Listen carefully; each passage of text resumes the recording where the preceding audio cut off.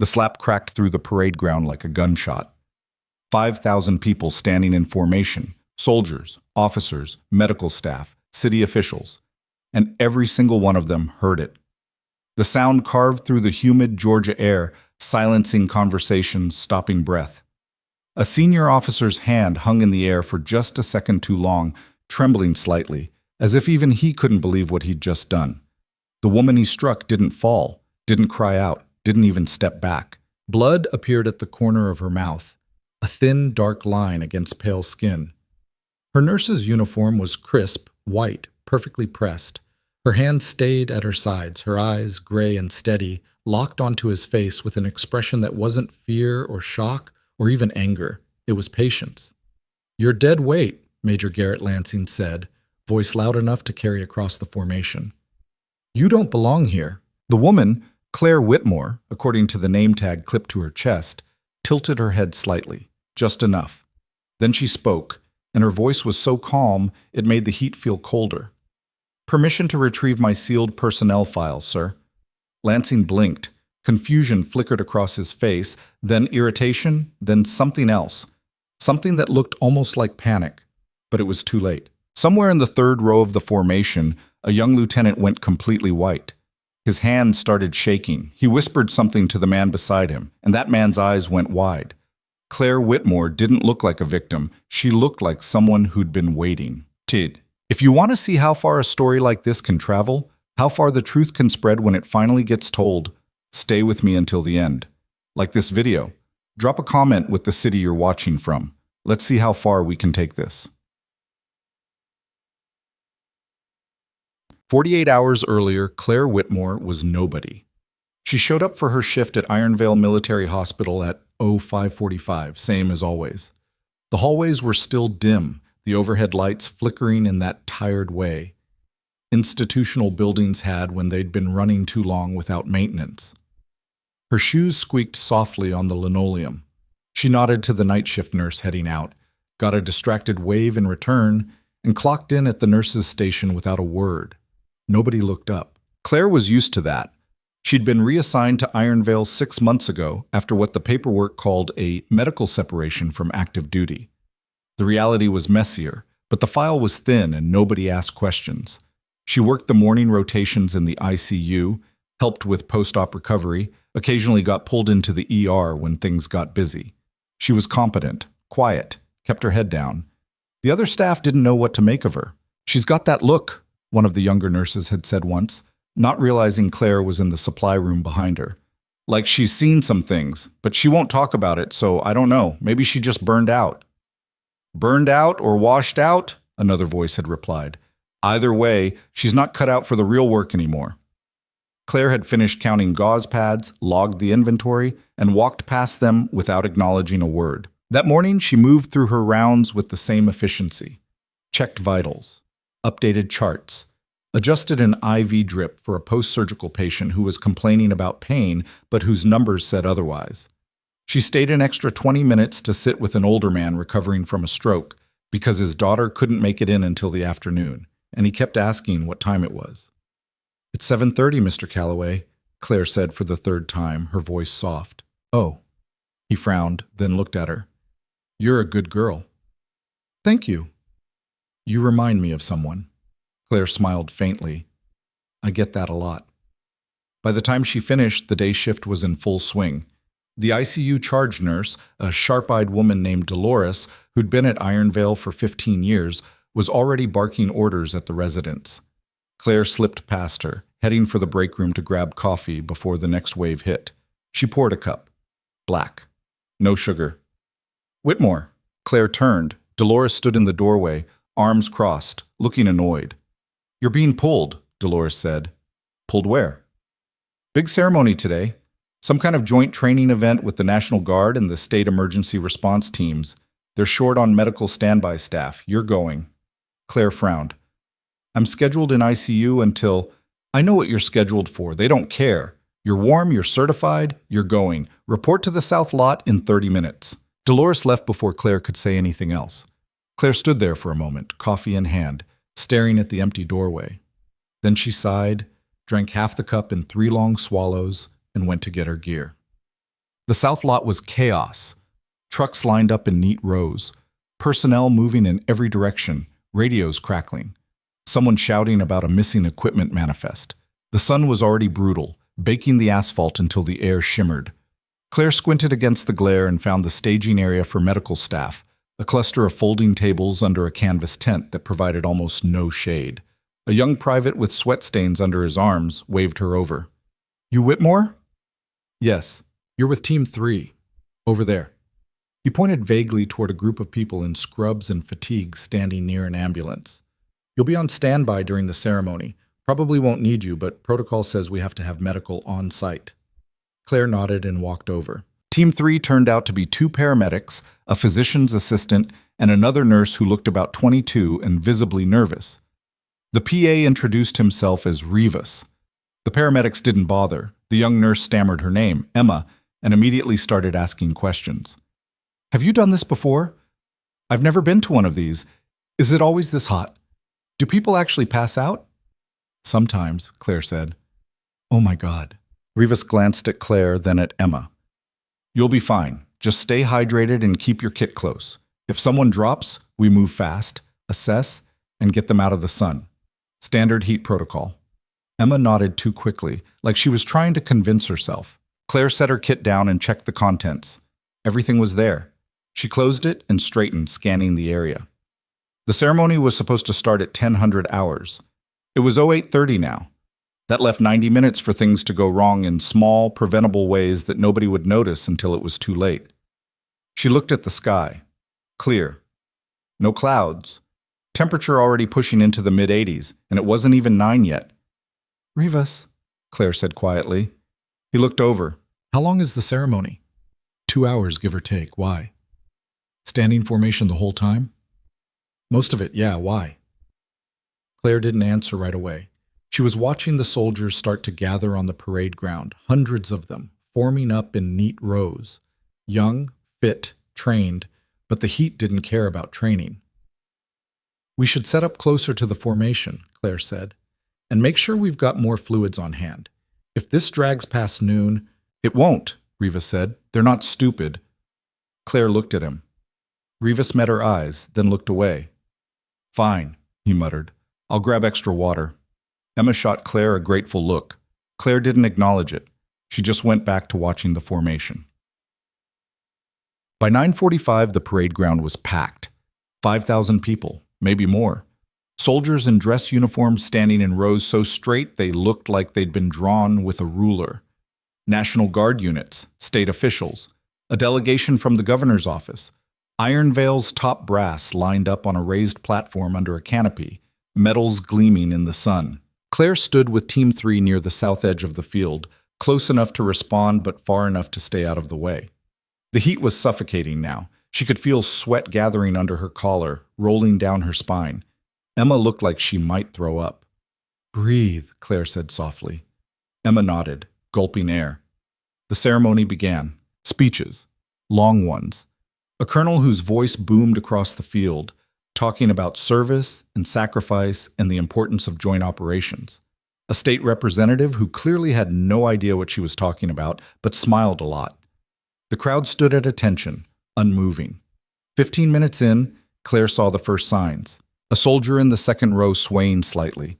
Another one blinking too much, trying to stay focused. A third shifting weight from foot to foot, which you weren't supposed to do, but which meant his legs were starting to cramp. She glanced at Rivas. He wasn't watching. "Rivas." "What?" "Second row, fourth from the left. Watch him." Rivas squinted. "He's fine." Not for long. 30 seconds later, the soldier's knees buckled. He caught himself, locked his legs again, but his face had gone pale. Rivas swore under his breath and grabbed his kit. "Stay here," he told Emma. Claire was already moving. They reached the formation just as the soldier started to go down. Rivas caught him under one arm, Claire took the other, and they hauled him out of the line and into the shade. The soldier was mumbling, disoriented, his skin clammy and hot at the same time. "Heat exhaustion," Claire said. She pulled a water bottle from her belt, cracked it open, and held it to his lips. "Small sips. Don't chug." The soldier drank. Rivas checked his pulse. "He'll be fine," Rivas said. Just needs to cool down. Claire nodded, but she wasn't looking at the soldier anymore. She was looking back at the formation. 3 more were swaying now. This is going to get worse, she said. Rivas followed her gaze. His jaw tightened. Yeah. They went back to their post. Emma looked terrified. It's okay, Claire said. Just be ready. The speeches droned on. By 10:30, they'd pulled 4 more soldiers out of the formation. By 1100, it was 7. The heat was relentless, and the ceremony showed no signs of stopping. Claire moved through the crowd like a shadow, quick, efficient, invisible. She didn't wait for people to collapse. She spotted the signs early and got to them first. Rivas noticed. You're good at this, he said during a brief lull. Claire didn't answer. I mean it, Rivas said. You've done this before. A long time ago. Where? Claire handed him a water bottle. Doesn't matter. Rivas opened his mouth to press, then thought better of it. The ceremony finally ended at 11:45. The formation broke. People started moving toward the shade, peeling off jackets, gulping water. The crowd thinned. Claire stood near the edge of the field, watching the chaos settle, her hands still and her breathing even. That was when Major Garrett Lansing noticed her. Lansing was tall, mid-40s, with the kind of squared-off jaw and rigid posture that screamed career military.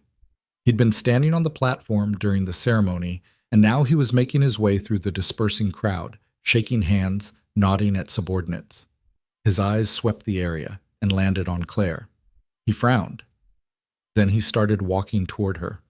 Claire saw him coming. She didn't move. Lansing stopped a few feet away, looking her up and down. His expression was somewhere between confusion and irritation. Who are you? He said. Nurse Whitmore, sir. Medical standby. You're not in uniform. Claire glanced down at her scrubs. I'm civilian medical staff, sir, reassigned from active duty. Lansing's frown deepened. Reassigned? Yes, sir. Why? Claire met his eyes. Medical separation. Lansing's lip curled, just slightly. Just enough.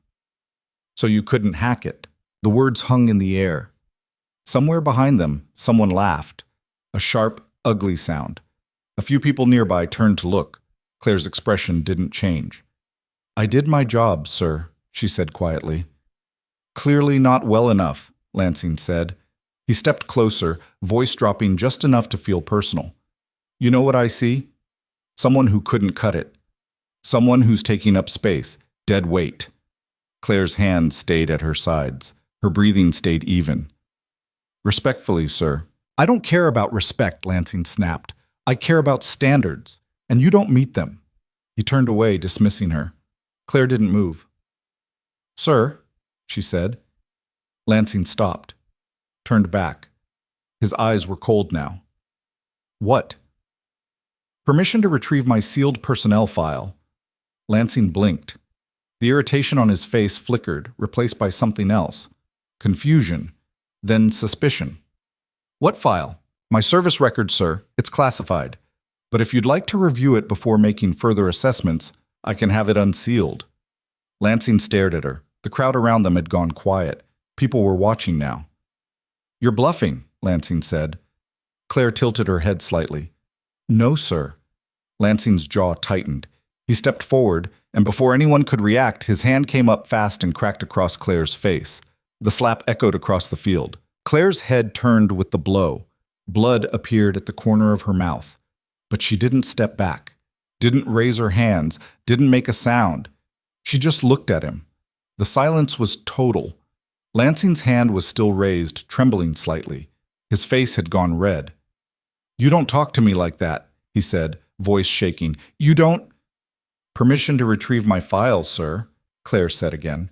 Her voice was calm, steady, unshaken. Somewhere in the crowd, a young lieutenant went pale. He turned to the man beside him, whispering something urgent. The man's eyes went wide. Lansing's hand dropped. He looked around, suddenly aware of how many people were watching, how many phones were out. Get out of here, he said, voice low. Claire didn't move. I said get out. Claire nodded once. Then she turned and walked away, her steps measured and precise. Behind her, the whispers started. Claire didn't go far. She walked past the medical tent, past the parking lot, and into the administrative building at the east end of the base. The air conditioning hit her like a wall, cold and sharp. She moved through the hallways without hesitation, taking 2 flights of stairs up to the personnel records office. The clerk behind the desk looked up, startled. "Can I help you?" "I need to retrieve a sealed file," Claire said. "Authorization code Tango 79er Victor Black." The clerk blinked. I'll need to verify." "Do it." The clerk's hands moved quickly over the keyboard. A moment later, his face went pale. This requires command-level approval.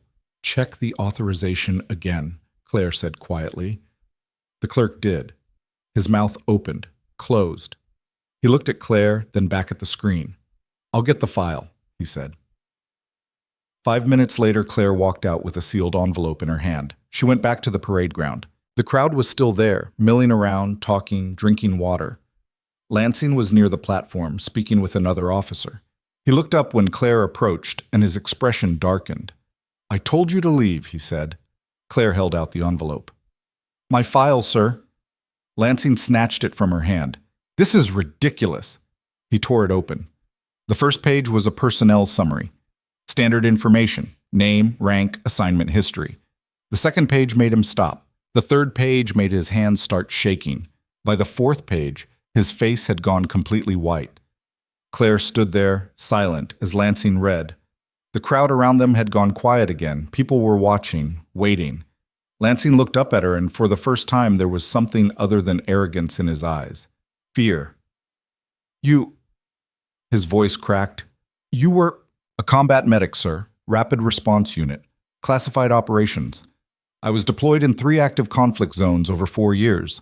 My last mission was an emergency extraction under enemy fire.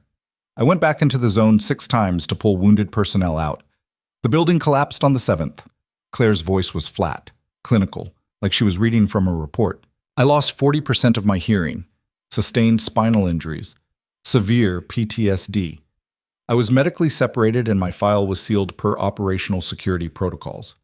She paused. "You just struck a decorated combat veteran in front of 5,000 witnesses, sir." Lansing's hands were shaking so hard the papers rustled. He looked around, at the crowd, at the phones, at the officers who were now staring at him with expressions ranging from shock to disgust. "I didn't—" he started. "You did," Claire said. Her voice was still calm, still steady.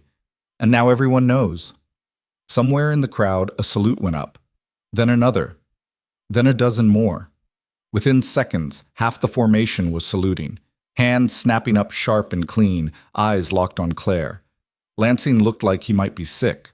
Claire didn't salute back. She just stood there, blood still on her lip, her gray eyes fixed on the man who'd tried to break her. "Permission to return to duty, sir," she said softly. Lansing opened his mouth. Nothing came out. Claire turned and walked away. Behind her, the salutes held. The administration building swallowed her whole. Claire pushed through the heavy glass doors and kept moving, her footsteps echoing down the empty corridor. The air conditioning was too cold now, raising goosebumps on her arms, but she didn't slow down. Behind her, she could still hear the murmur of the crowd, voices rising, overlapping, buzzing with shock and confusion, and something that sounded like vindication. She didn't look back. The hallway stretched ahead, fluorescent lights flickering in that half-broken way that made everything look washed out and surreal. Her reflection ghosted across the windows as she passed. Pale face, blood still dark at the corner of her mouth, eyes straight ahead. She looked like someone walking away from an explosion in a movie, except there was no dramatic music, no slow motion, no relief, just the sound of her own breathing. Claire turned left at the end of the hall and pushed into the women's restroom. The door swung shut behind her with a pneumatic hiss. She stood there for a moment, hands braced against the sink, staring at her own face in the mirror. The split in her lip was small but deep. Blood had dried in a thin line down to her chin. Her left cheek was already starting to bruise, a faint shadow spreading under the skin. She looked tired. She looked older than 34. She looked like someone who'd been hit before and knew exactly how much it would hurt later. Claire turned on the faucet and cupped cold water in her hands, rinsing her mouth, washing the blood away. The water ran pink, then clear. She dabbed at the cut with a paper towel, wincing slightly, then pressed it against her lip until the bleeding stopped. Her hands were steady. That was the thing people never understood. They expected shock, tears, rage, something visible, something they could point to and say, "See, she's human." But Claire had learned a long time ago that the body could do its job even when the mind was somewhere else entirely. Even when you were so tired you couldn't remember the last time you'd slept through the night. Even when the world had just split open in front of 5,000 people and you were standing in the center of it, holding everything together with spit and willpower. She dropped the paper towel in the trash and walked out. The hallway was still empty, but she could hear voices now, muffled, coming from somewhere deeper in the building. Raised voices, someone shouting. Claire didn't speed up, but she didn't slow down either.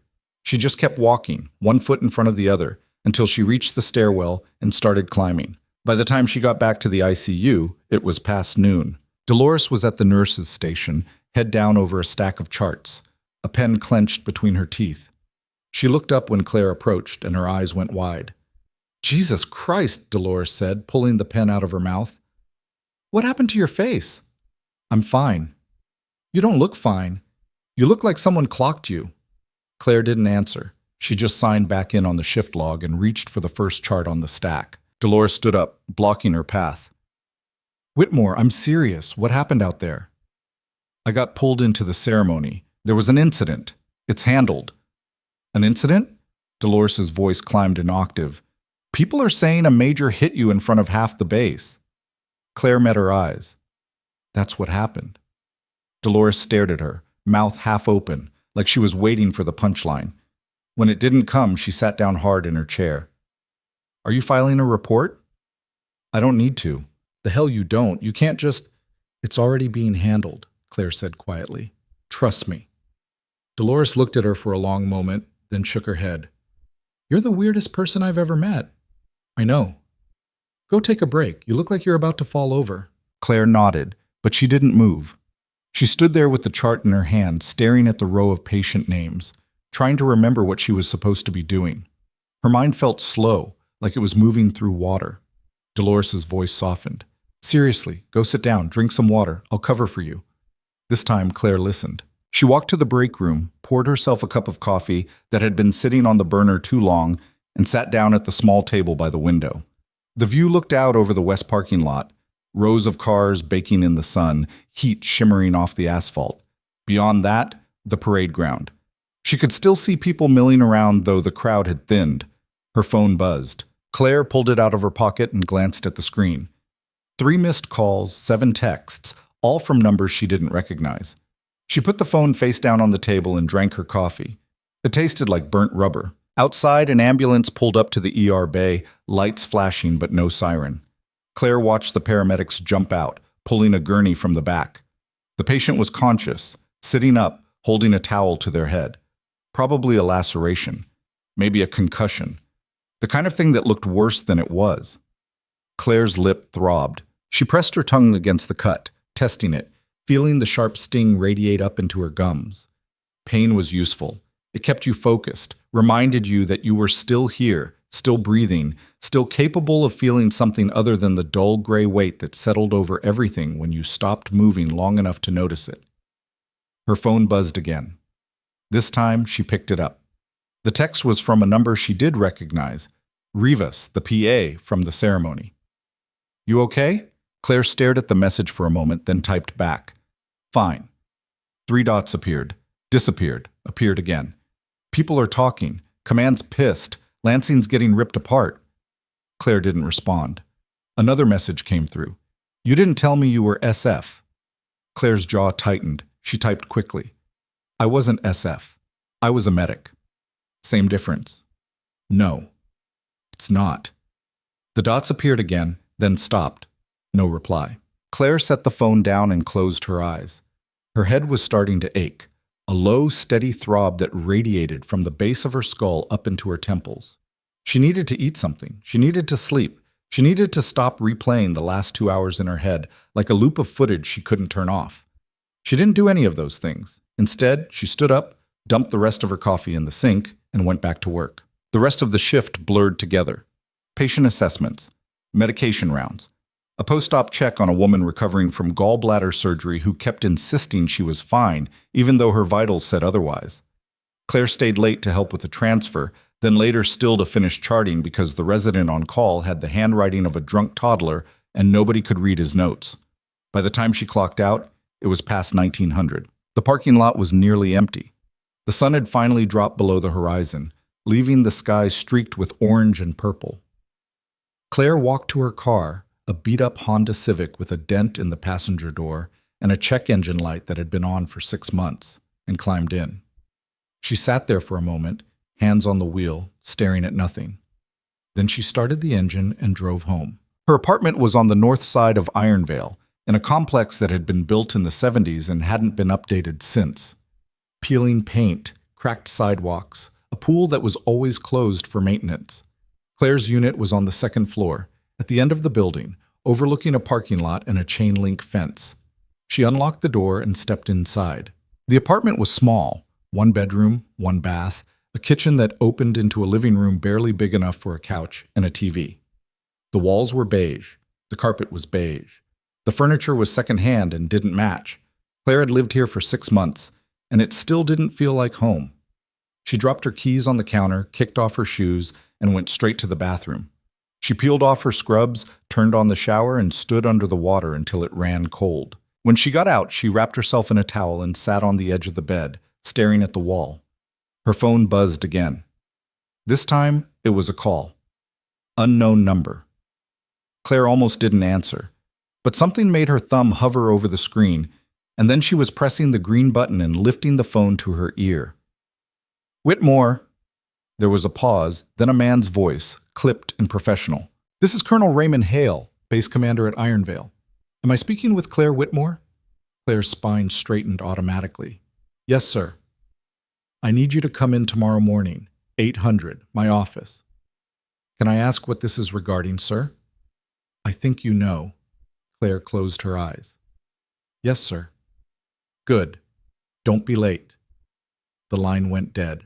Claire set the phone down and lay back on the bed, staring at the ceiling. The silence in the apartment was thick, oppressive. She could hear the hum of the refrigerator in the kitchen, the distant sound of a car door slamming. Somewhere above her, a neighbor's footsteps creaking across the floor. She didn't sleep. At 5:45 the next morning, Claire was back in her car, driving toward the base. The sky was still dark, the streets empty. She stopped at a gas station and bought a cup of coffee that tasted like dishwater, then sat in the parking lot and drank it anyway. Her phone buzzed. Another text. This one from Dolores. Heard you got called in. You in trouble? Claire typed back. Don't know yet. Let me know if you need anything. Claire stared at the message for a moment, then sent back a thumbs-up emoji and put the phone away. She arrived at the base at 0730. The guard at the gate waved her through without asking for ID. He knew her by now. She parked in the visitor's lot and walked to the command building, a squat concrete structure at the center of the base that looked like it had been designed to survive a nuclear blast. Inside, the air was cold and smelled like floor wax and old paper. A young corporal at the front desk directed her to the 3rd floor, and she took the stairs because the elevator was too slow and she needed to keep moving. Colonel Hale's office was at the end of the hall, behind a door with a brass nameplate and a window that looked out over the parade ground. Claire knocked twice. Come in. She pushed the door open. Hale was standing behind his desk, reading something on his computer screen. He was in his late 50s, with close-cropped gray hair and a face that looked like it had been carved out of granite. He didn't look up when Claire entered. Close the door, he said. Claire did. Hale finally looked at her, his eyes sharp and assessing. Sit. Claire sat. Hale leaned back in his chair, folding his arms across his chest. I've spent the last 18 hours dealing with the fallout from what happened yesterday. Do you have any idea how many calls I've fielded? From the governor's office, from the National Guard, from the goddamn press. Claire didn't respond. Hale's jaw tightened. Major Lansing is currently under investigation. He's been suspended pending a formal inquiry. His career is over. Do you understand that? Yes, sir. And you're okay with that? It wasn't a question, but Claire answered anyway. I didn't ask for any of this, sir. No, Hale said. You just stood there and let him bury himself. Claire met his eyes. I defended myself, sir. That's all. Hale stared at her for a long moment, then let out a slow breath. Your file is a mess, Whitmore. Half of it's redacted. The other half reads like a goddamn action movie.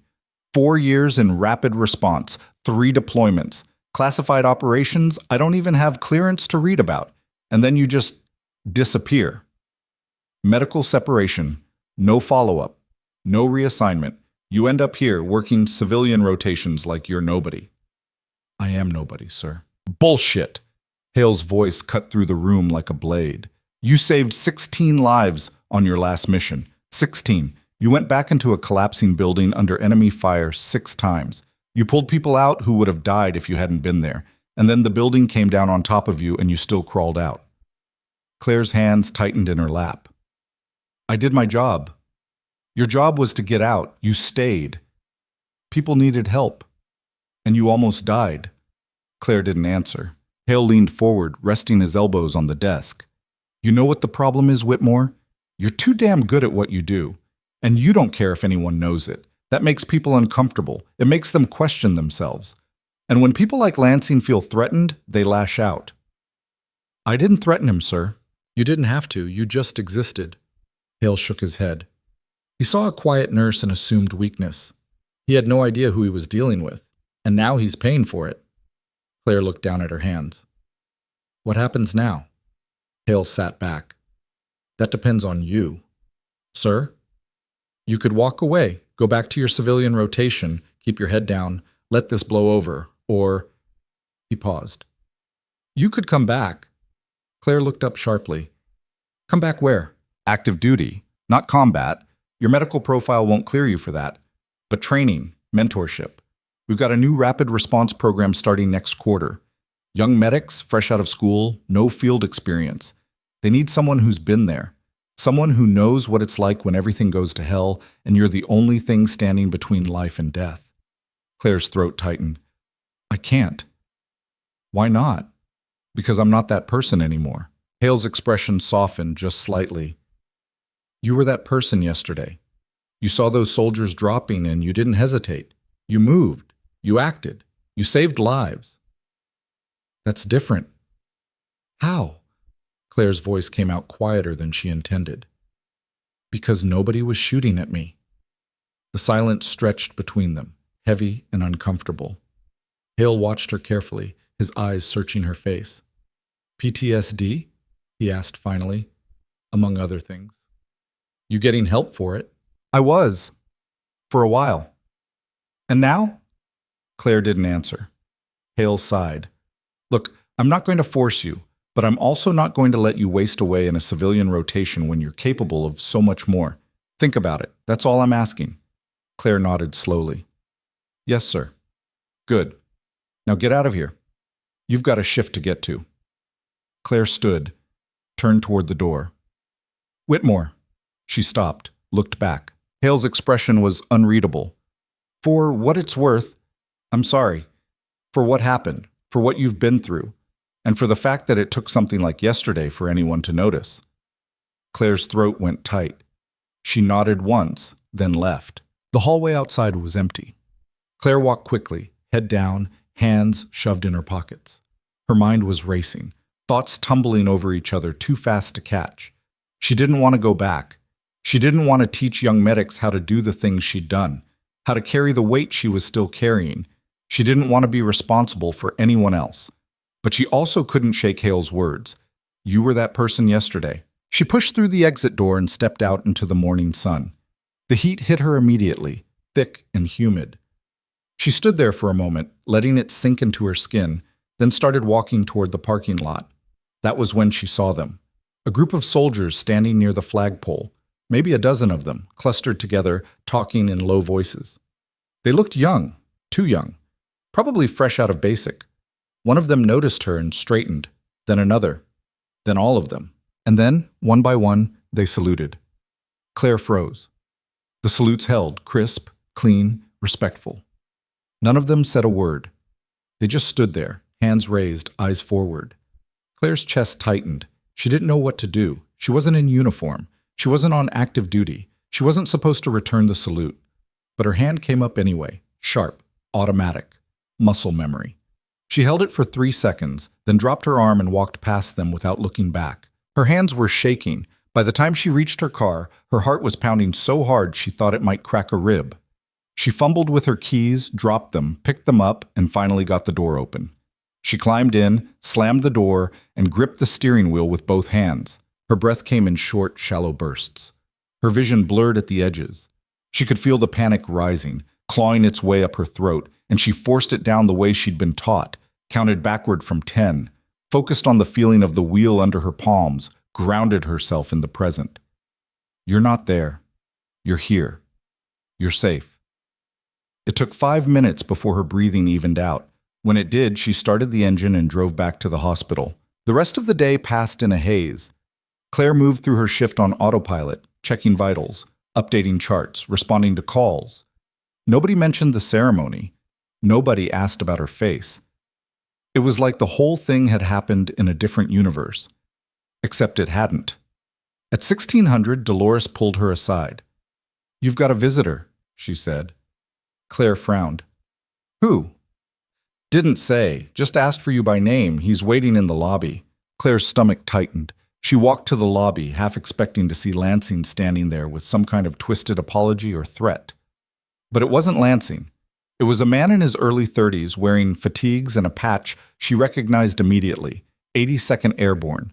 He had a buzzed head, a scar running through his left eyebrow, and eyes that looked older than the rest of him. He stood when he saw her. "Nurse Whitmore?" "That's me." The man hesitated, then held out his hand. "Sergeant Marcus Webb. I was in the formation yesterday." Claire shook his hand. "Okay. I just wanted to say..." He paused like he was trying to find the right words. "I wanted to say thank you for what you did. Not just yesterday, but before." Claire's brow furrowed. "Before?" Webb nodded. "Kandahar. 4 years ago. Emergency extraction. You pulled my unit out of a collapsed building." The floor seemed to tilt under Claire's feet. "I don't..." She stopped, shook her head. "I don't remember." "You wouldn't," Webb said. "It was chaos. We were pinned down, the building was coming apart, and you came back. Over and over. You didn't stop." His voice cracked slightly. "You saved my life, and I never got to thank you for it." Claire stared at him, her mind racing, trying to pull the memory out of the fog. There had been so many missions, so many faces, so much blood. "I'm glad you made it," she said finally. Webb's eyes were wet. "I wouldn't have, without you." He stepped back, saluted, sharp and clean, then turned and walked away. Claire stood there, frozen, watching him go. Her phone buzzed. She pulled it out, hand still shaking, and looked at the screen.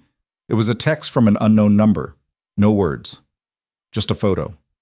Claire opened it. The image showed her standing in the middle of the parade ground yesterday, surrounded by saluting soldiers. The angle was from above, probably taken from one of the administrative building windows. The lighting was perfect. Golden afternoon sun, long shadows, the formation stretching out behind her like a sea of raised hands. She looked small in the center of it all, and completely alone. Another text came through. "This is everywhere. You're famous." Claire deleted the photo and put her phone away. She went back to work. That night, she drove home in silence. She didn't turn on the radio, didn't check her messages. Just drove, hands tight on the wheel, eyes on the road. When she got to her apartment, there was someone sitting on the stairs outside her door. Claire stopped. The figure stood up, stepped into the light. It was a woman, late 20s maybe, dark hair pulled back in a ponytail, civilian clothes. She had a camera bag slung over one shoulder and a press badge clipped to her belt. "Claire Whitmore?" the woman said. Claire's jaw tightened. "No comment." "I'm not looking for a comment. I'm looking for the truth." "Same thing." The woman stepped forward. "My name is Jenna Calloway. I'm a reporter with the Georgia Tribune. I've been following your story since yesterday." "It's not a story." "It is now." Jenna's eyes were sharp, intelligent. A decorated combat medic gets assaulted by a senior officer in front of thousands of people, and nobody knew who she was until she made them look. That's a story. Claire shook her head and moved toward her door. I'm not interested. What if I told you Lansing isn't the only one? Claire stopped. Jenna took another step closer. I've been digging. Lansing has a history. Complaints. Reprimands. All of them buried. All of them swept under the rug because he had the right connections. You're not the first person he's gone after. You're just the first one who fought back. Claire turned slowly. What do you want? I want to tell the whole story, Jenna said. Not just what happened yesterday, but everything that led up to it. The people he hurt, the system that protected him, and the woman who finally made him answer for it. I didn't do anything. You did more than anyone else has in 10 years. Claire stared at her, trying to decide if this was a trap or an opportunity, or both. I need time to think, Claire said finally. Jenna nodded to, okay, but think fast, because the news cycle moves quick, and if you don't control the narrative, someone else will. She handed Claire a business card, then turned and walked down the stairs. Claire stood there, holding the card, watching her go. Then she went inside, locked the door, and sat down on the couch in the dark. Her phone buzzed again. Another unknown number. Another text. They're going to destroy you for this. Claire stared at the message, her heart pounding. Then another text came through from the same number. Unless you destroy them first. Claire deleted the message without responding. She sat in the dark for another 20 minutes, phone face down on the coffee table, listening to the silence of her apartment settle around her like a weight. The air conditioner kicked on with a rattle, then hummed steadily. Outside, someone's car alarm went off, bleated for 30 seconds, then stopped. She picked up the business card Jenna had given her, turned it over in her fingers. The edges were sharp, freshly printed. Professional. Claire set it down and went to bed. She didn't sleep. At 4:30, she gave up trying. She got up, made coffee, and sat at her small kitchen table watching the sky lighten through the window. By 5:45, she was dressed and out the door. The hospital was quiet when she arrived. Night shift was wrapping up, day shift hadn't fully kicked in yet. Claire clocked in, grabbed her assignment sheet, and started her rounds. ICU first. 3 patients, 1 post-surgical, stable, 1 elderly man with pneumonia, improving, 1 motorcycle accident victim, critical but holding. She checked vitals, adjusted medication drips, made notes. The work was mechanical, familiar. It required just enough focus to keep her mind from wandering. Dolores showed up at 06:30, looking more tired than usual. You see the news? She asked, dropping her bag behind the desk. Claire didn't look up from her chart. No. You're on it. I figured. Front page of the Tribune, decorated veteran assaulted by superior officer. They've got photos, interviews, the whole thing. Dolores paused. They're calling you a hero. Claire's pen stopped moving. I'm not. That's not what the article says. I don't care what the article says. Dolores leaned against the desk, arms crossed. You know people are going to want to talk to you, right? Press, lawyers, probably the base commander again. You can't just ignore this. Watch me. Whitmore? I have patience, Claire said, closing the chart. That's what I'm here for. She walked away before Dolores could respond. The morning passed in a blur of activity. A new admission came in, stroke victim, left side paralysis, family in hysterics. Claire helped stabilize him, coordinated with the neurologist, talked the daughter down from a panic attack. Then a code blue in the ER, cardiac arrest. 32-year-old male, no prior history. They got him back after 4 minutes of compressions and 2 shocks. Claire's hands were steady the whole time. By noon, she was running on fumes and caffeine. She ducked into the break room, poured another cup of coffee, and sat down. Her phone buzzed. She ignored it. Buzzed again. She pulled it out, ready to turn it off completely. It was a call from Colonel Hale. Claire stared at the screen for 3 rings, then answered. Whitmore. I need you back in my office. Now. Sir, I'm on shift. I don't care. Get someone to cover for you. This can't wait. The line went dead. Claire sat there for a moment, phone still pressed to her ear, then stood and walked back to the nurse's station. I need to go, she told Dolores. Dolores looked up, startled. What? We're slammed. I know. I'm sorry. It's base command. I don't have a choice. Dolores's expression shifted from irritation to concern. You in trouble? I don't know yet. Want me to come with you? Claire shook her head. I'll be fine. She clocked out, grabbed her keys, and drove to the base. This time, the guard at the gate made her show ID. He scanned it twice, checked something on his computer, then waved her through without a word. Claire parked in the same spot as yesterday and walked to the command building. The young corporal at the front desk looked nervous when he saw her. Colonel Hale's expecting you, he said quickly. 3rd floor, same as before. Claire took the stairs. When she reached Hale's office, the door was already open. Hale was inside, but he wasn't alone. 2 other people sat in chairs facing his desk. A man in a suit and a woman in a Navy uniform with commander's bars on her shoulders. Hale looked up when Claire appeared in the doorway. Close the door, he said. Claire stepped inside and shut it behind her. Sit, Hale said, gesturing to an empty chair. Claire sat. Hale folded his hands on his desk. This is Agent Richard Kowalski from the Inspector General's office and Commander Lisa Garrett from JAG. They have some questions for you. Claire's stomach tightened, but her face stayed neutral. About what, sir? Kowalski leaned forward. He was in his 40s, with thinning hair and sharp eyes. About Major Lansing, and about a pattern of misconduct that's been going on at this base for the last 8 years. Claire blinked. I don't understand. Yesterday's incident wasn't isolated, Garrett said. Her voice was clipped, professional. We've identified at least 12 other cases where Lansing used his position to intimidate, harass, or physically assault subordinates. None of them were reported. Most of the victims were reassigned or discharged before they could file complaints. Claire's pulse quickened. How do you know this? Because someone came forward, Kowalski said. After your story hit the news, 3 former personnel contacted our office. Within 6 hours, we had enough to open a formal investigation. Garrett pulled a folder from her briefcase and set it on the desk. We need your statement, everything you remember, everything he said, everything he did, and everything that happened afterward. Claire looked at the folder, then at Hale. Sir, I already gave my account. This is different, Hale said. This is a federal investigation. If Lansing goes down, he's not going down alone. We're looking at his chain of command, his enablers, everyone who turned a blind eye. Claire's hands clenched in her lap. I don't want to be the face of this. You already are, Kowalski said bluntly. The second you handed him that file, you became the catalyst. Now you can either help us finish what you started, or you can walk away and let him bury everyone else the way he tried to bury you. The room went silent. Claire stared at the folder. Her mind was racing, pulling up memories she'd worked hard to bury. Faces, voices, the weight of decisions that shouldn't have been hers to make. I need time, she said finally. You have 24 hours, Garrett said. After that, we move forward with or without you. Claire nodded slowly, then stood. Can I go? Hale gestured toward the door. You're dismissed. Claire left without another word.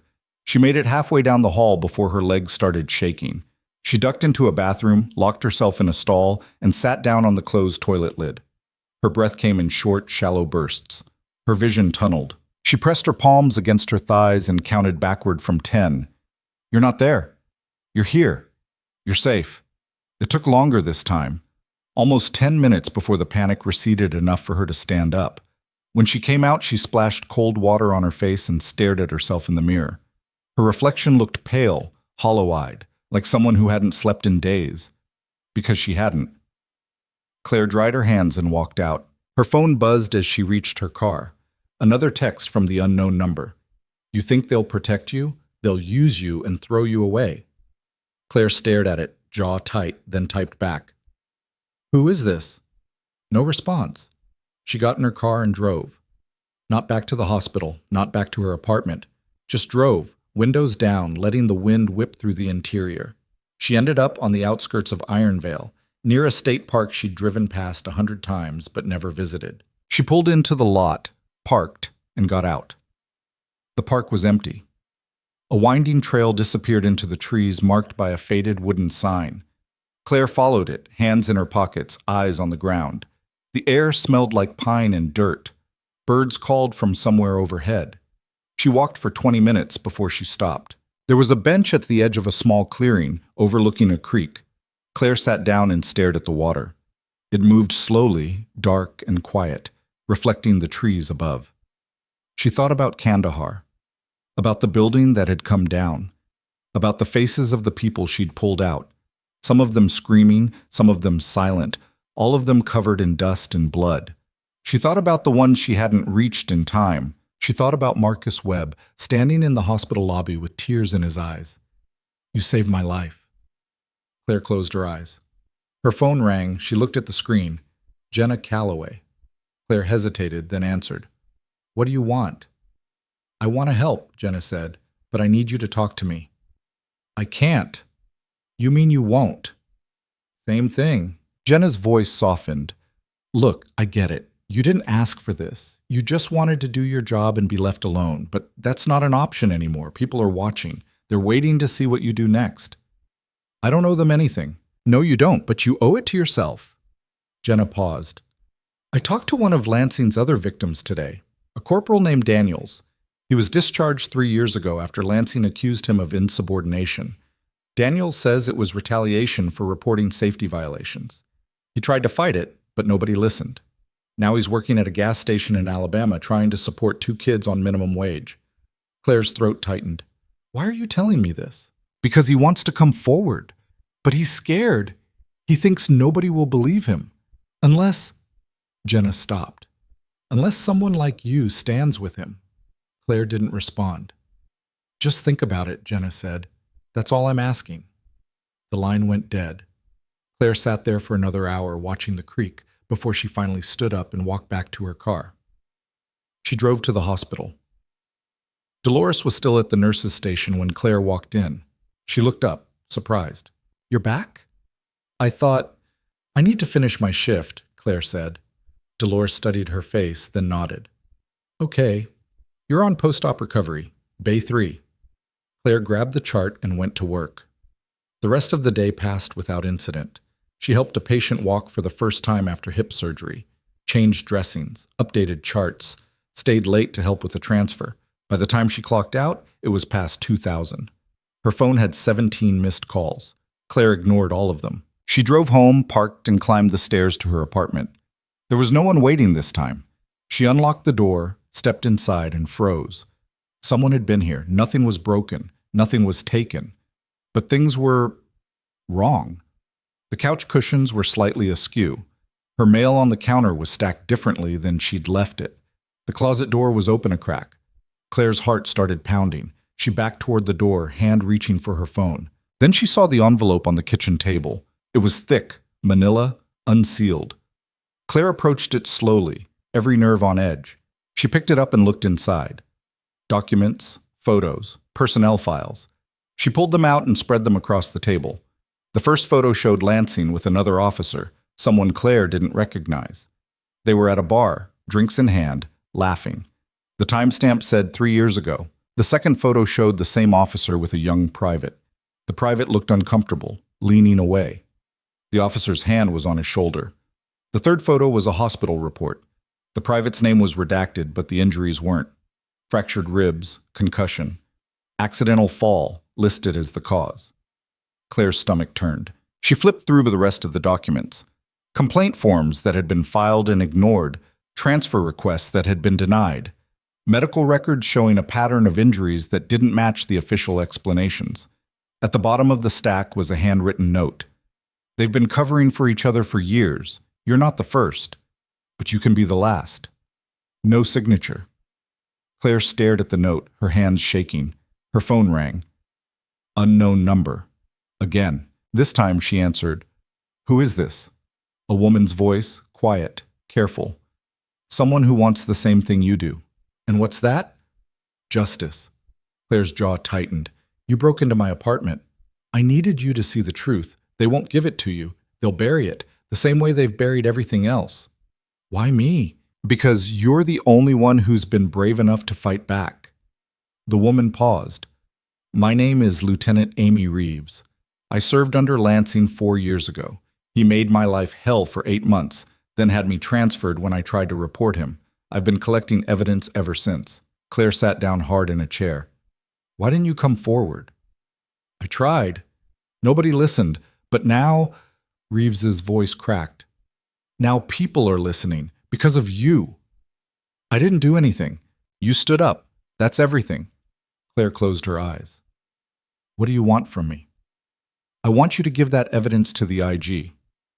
I want you to testify. I want you to make sure he doesn't get away with it. And if I say no? Reeves was quiet for a long moment. Then he wins. And everyone he hurt, everyone he's going to hurt, they all lose. The line went dead. Claire sat there, staring at the document spread across her table. She didn't sleep that night either. At 600, she was back at the base. She walked into Colonel Hale's office without knocking. Hale looked up, startled. Kowalski and Garrett were there too. I'll testify, Claire said. Hale leaned back in his chair. You're sure? Claire set the envelope on his desk. I'm sure. Kowalski opened it, scanned the contents, and his eyes went wide. Where did you get this? Does it matter? It does if we want to use it in court. Then find a way, Claire said, because that's all you're getting from me. Garrett flipped through the photos, her expression darkening. This is... Jesus. How many people knew about this?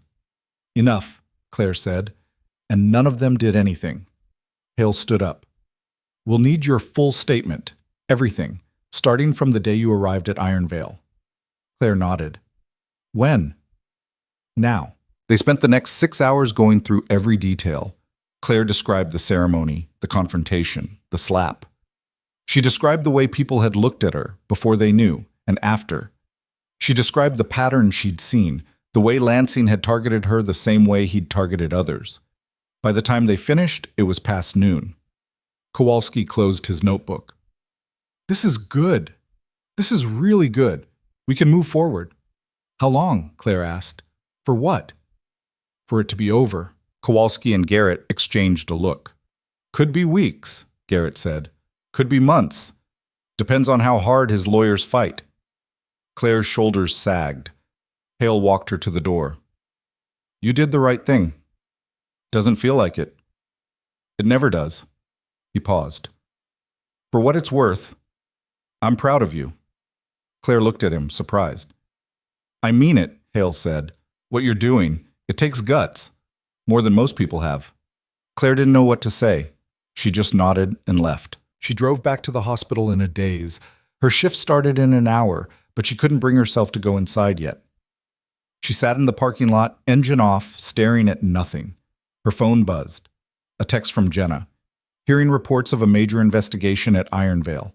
Multiple officers under review. Any comment? Claire typed back. No. Another buzz. This time from Marcus Webb. Just heard the news, thank you, for everything. Claire stared at the message, her throat tight. Another buzz. Dolores. You okay? Claire didn't respond to any of them. She just put the phone away and got out of the car. The hospital felt different when she walked in.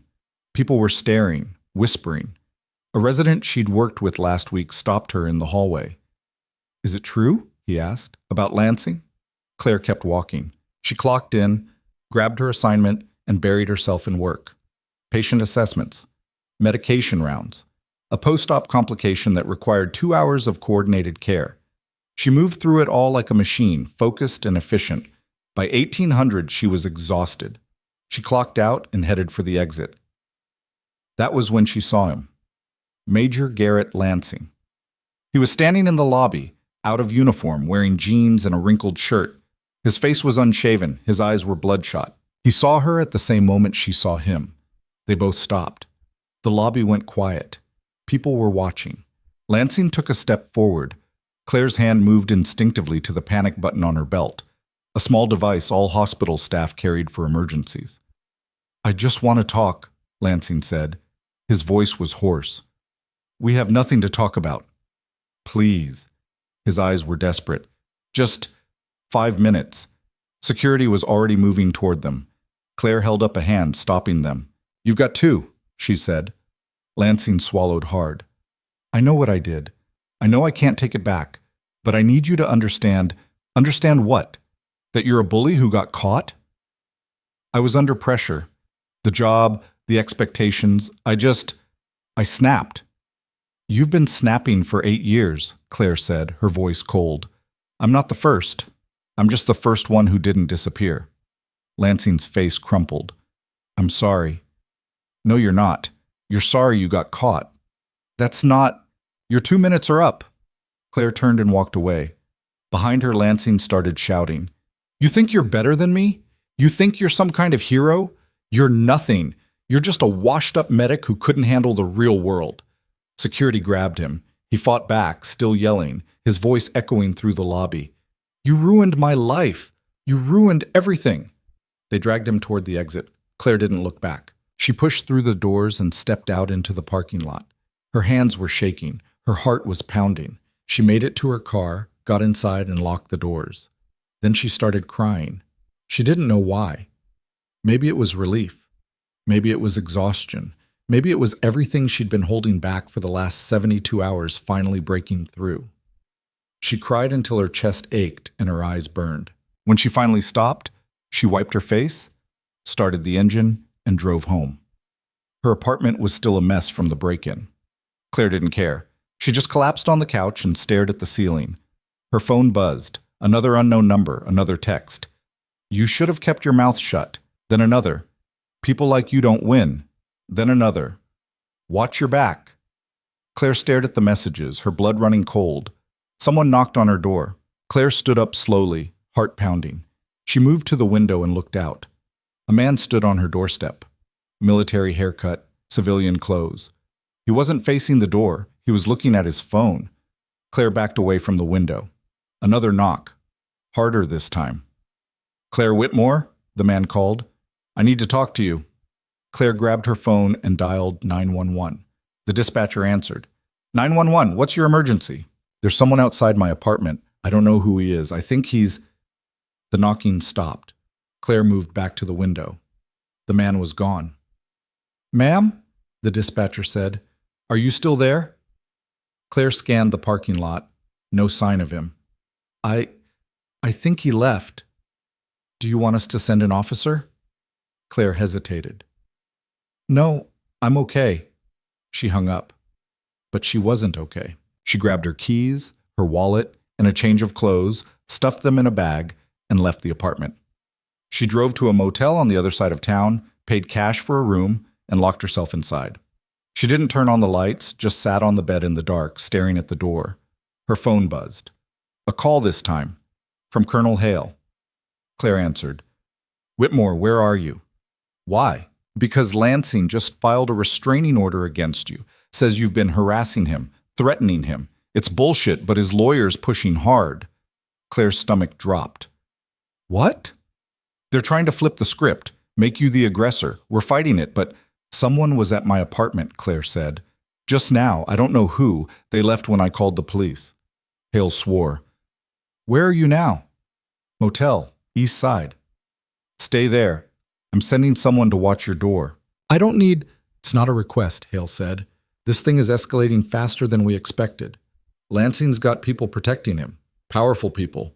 They're not going to let him go down without a fight. The line went dead.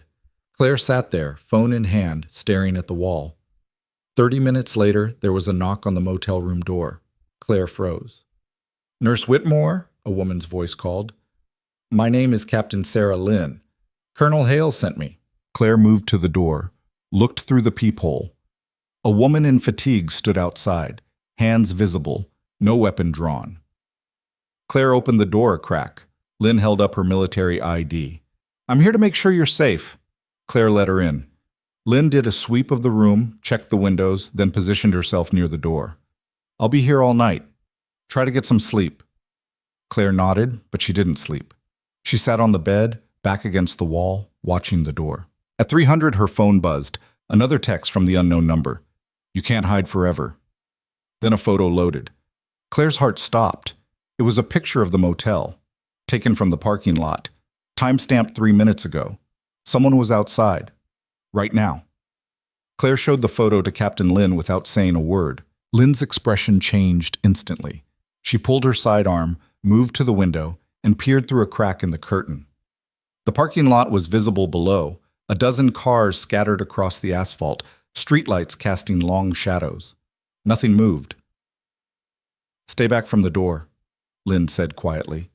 She pulled out her radio. This is Lynn. I need eyes on the Sunrise Motel, east parking lot. Possible hostile surveilling my location. Static crackled. Then a male voice. Copy that. 2 minutes out. Lynn kept her position at the window, weapon low but ready.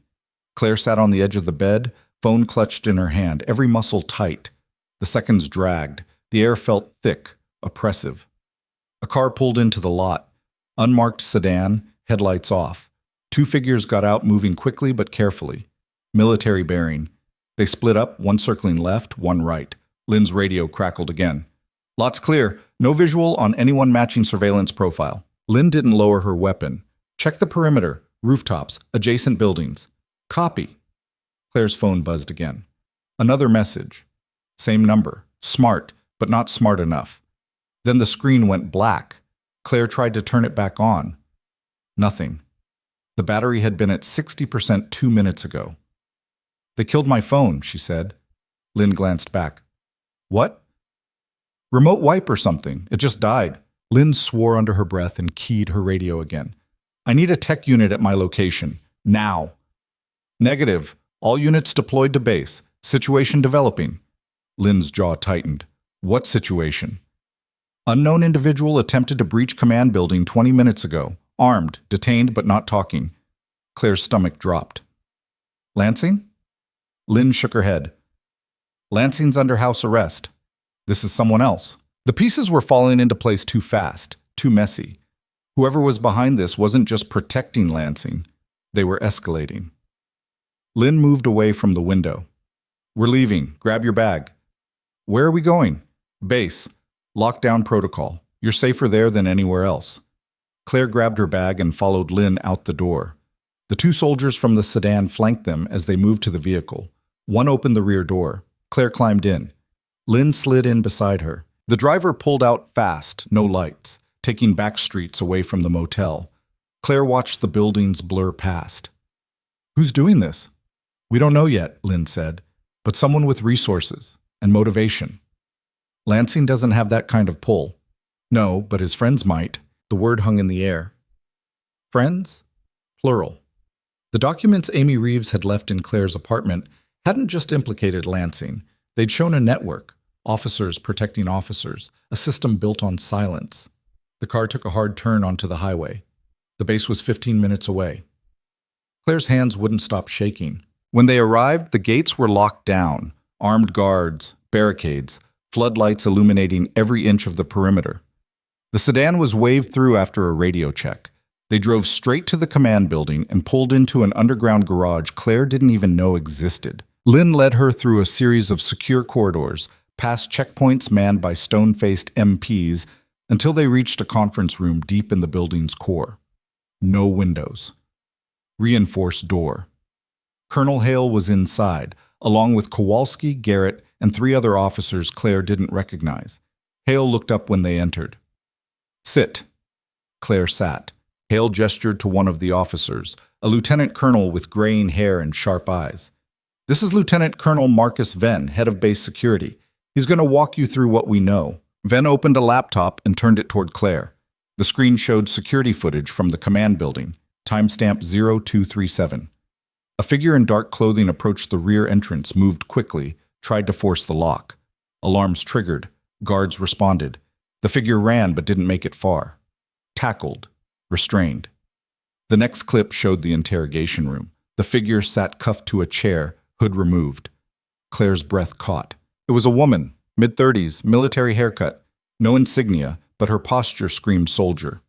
Staff Sergeant Nicole Brennan, Venn said, formerly assigned to Lansing's unit, discharged 2 years ago under questionable circumstances. She won't talk, but we pulled her phone. Found encrypted communication with at least 4 other individuals, all former personnel with ties to Lansing. Kowalski leaned forward.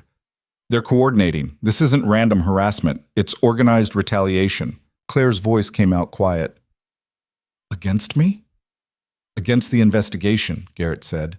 You're the visible target, but they're trying to shut down the whole thing. Intimidate witnesses, destroy evidence, create enough chaos that we can't proceed. Will it work? Not if we move fast, Hale said. We've already started bringing people in, 3 more arrests within the hour. But we need you to stay here under protection until this is contained. Claire shook her head. I have patience. I have a job. Your job can wait, Hale said firmly. Your life can't. Claire wanted to argue, but the exhaustion was too heavy. She just nodded. Lynn escorted her to a small room 2 floors down. Bare walls, single bed, locked door. Military housing, temporary quarters.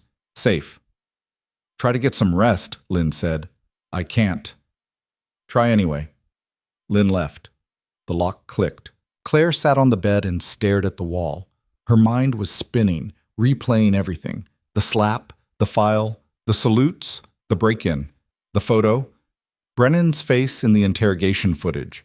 She lay back, closed her eyes, and waited for sleep that wouldn't come. At 600, someone knocked. Claire sat up, disoriented. The knock came again. It's Hale. She opened the door. Hale stood there holding a tray with coffee and a bagel. Eat, he said, handing it to her. I'm not hungry. Eat anyway. Claire took the tray and sat back down. Hale stepped inside, leaving the door open. We cracked Brennan's phone, he said, found the others. All former personnel who were either discharged or reassigned after crossing Lansing. They've been planning this for weeks, waiting for the right moment. And I gave it to them. No. Lansing gave it to them when he hit you. You just exposed what was already there. Hale paused. We're holding a press conference at 1000. Inspector General's office is going public with the investigation. Full transparency. Names, dates, charges. Claire set the coffee down. That's going to be a bloodbath. It already is, but it's the only way to stop them from controlling the narrative. What do you need from me? Nothing, Hale said. You've done enough. Just stay here until it's over. Claire met his eyes. And when is it over? Hale didn't answer. He just left. The press conference started at 1000. Claire watched it on a TV in the corner of the room, live feed from the base's main briefing hall. Kowalski stood at a podium, flanked by Garrett and 2 officials from the IG's office. Cameras flashed, reporters shouted questions. Kowalski raised a hand for silence. At 9 a.m. this morning, the Inspector General's office formally charged Major Garrett Lansing with multiple counts of assault, harassment, and conduct unbecoming an officer.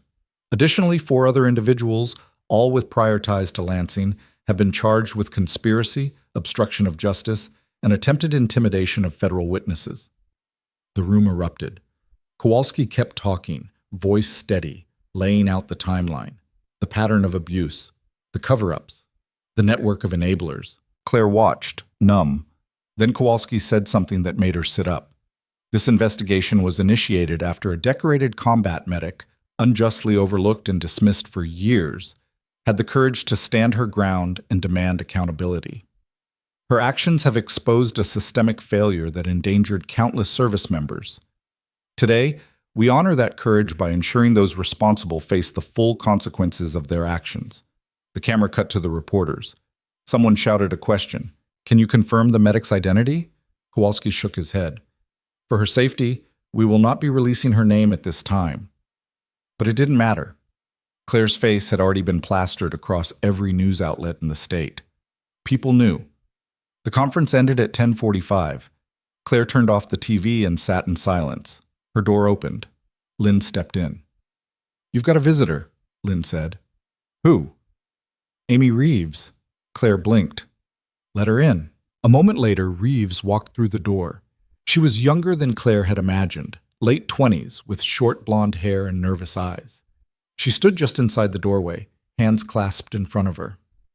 I'm sorry, Reeves said, for breaking into your place, for putting you in danger. I didn't know what else to do.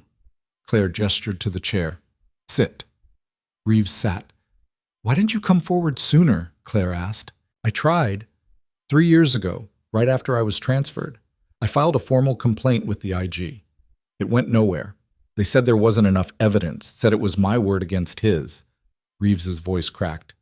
So I started collecting proof. Photos, emails, testimonies from others. I thought if I had enough, someone would listen. And then I handed him that file. And then everything changed, Reeves said. People started talking, coming forward. The things I'd been screaming about for years, suddenly they mattered. Claire leaned back. How many others are there? At least 20, maybe more. Some are still active duty. Some got out. A few won't talk because they're too scared. Reeves looked at her hands. But they're watching, waiting to see if this is real. It's real, Claire said quietly. Reeves met her eyes. I know, because of you. Claire didn't know what to say to that. Reeves stood. I just wanted to say thank you. And I'm sorry for everything. She left before Claire could respond. The rest of the day passed in a strange, detached haze. Claire stayed in the room, pacing, thinking, trying to make sense of everything. Lynn brought her lunch, then dinner. Neither tasted like anything. At 1900, Hale came back. We've got something, he said. One of Brennan's co-conspirators flipped, gave us names. Turns out this goes higher than Lansing. Claire's stomach tightened. How high? Brigadier General Ethan Cross, retired. He was Lansing's mentor 20 years ago, helped him climb the ranks, protected him when complaints came in. Why would he risk that? Because Lansing knows things, about Cross, about others.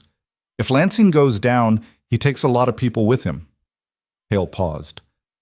Cross has been funding Brennan and the others, paying them to intimidate witnesses, destroy evidence, anything to keep this from reaching him. Claire sat down slowly. So this isn't just about Lansing.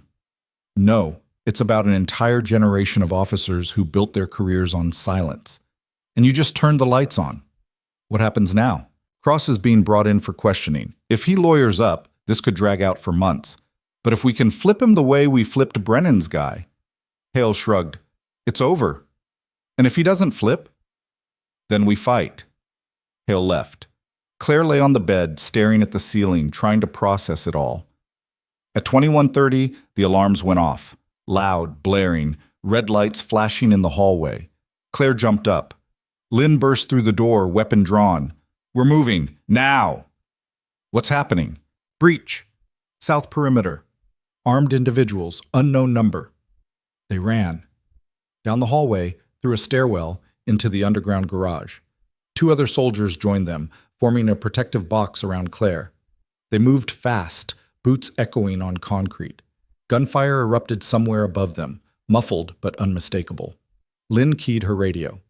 Shots fired. Level 3, requesting backup. Backup en route. Evacuate the package. They reached the garage. An armored vehicle waited, engine running. Lynn shoved Claire inside. The door slammed. The vehicle lurched forward. Claire pressed her face to the small window. The base was chaos, soldiers running, lights flashing, sirens wailing. They passed the command building just as a secondary explosion ripped through the east wing. Glass shattered. Smoke billowed. Jesus Christ, one of the soldiers muttered. The vehicle punched through the north gate and onto the open road. No pursuit. Just darkness. They drove for 20 minutes before pulling into an unmarked facility. Low building, razor wire, no signage. A black site. Claire was escorted inside through multiple checkpoints into a secure holding room. Hale was already there. What the hell was that? Claire demanded. Cross's people, Hale said, his face grim. They knew we were closing in, decided to send a message. They attacked a military base. They attacked the command building, targeted the evidence room, burned half of it before we could stop them. Claire's blood went cold. The files, some survived, but a lot didn't. Hale's jaw tightened. They're trying to erase the trail. Did they get Cross? He's in the wind. We had a team en route to his house when the attack started. By the time they got there, he was gone. Claire sank into a chair. So it was all for nothing. No. Hale pulled out a tablet and set it on the table. Brennan's contact gave us something before the attack. Video files, recorded conversations between Cross and Lansing. Dates back 5 years. Cross knew everything, every complaint, every victim, and he buried it all. He pressed play. The video showed Lansing and Cross in a private office. Lansing looked younger, less worn. I'm telling you, she won't let it go, Lansing said. She's filed 3 complaints already. Cross leaned back in his chair. Then we reassign her, somewhere she can't cause trouble. What if she keeps pushing? Then we make it clear she's the problem, not you. Question her competence, her stability. Make it about her, not what you did. Lansing nodded. And if that doesn't work? Cross smiled. Then we find another way. We always do. The video ended. Claire felt sick. Hale shut off the tablet. This is enough to bury both of them, but we need to find Cross first. How? That's the question. Claire stared at the blank screen. Lansing knows where he is. Hale looked up. What? Lansing's scared. He's under house arrest, his career's over, his whole life is falling apart. Cross is his only lifeline. If Cross goes down, Lansing has no one left to protect him. You think he'd give him up? I think he'll do whatever it takes to save himself, Claire said. He already has. Hale was quiet for a moment, then he stood. I'll talk to the prosecutor, see if we can offer him a deal. What kind of deal? Reduce charges in exchange for Cross's location. Hale paused. It won't be easy. Lansing's lawyers will fight it. Then make it worth his while, Claire said. Tell him if he cooperates, he might see the outside of a cell before he's 70. If he doesn't, he dies in prison. Hale studied her face. You really want him to walk away from this? I want Cross, Claire said.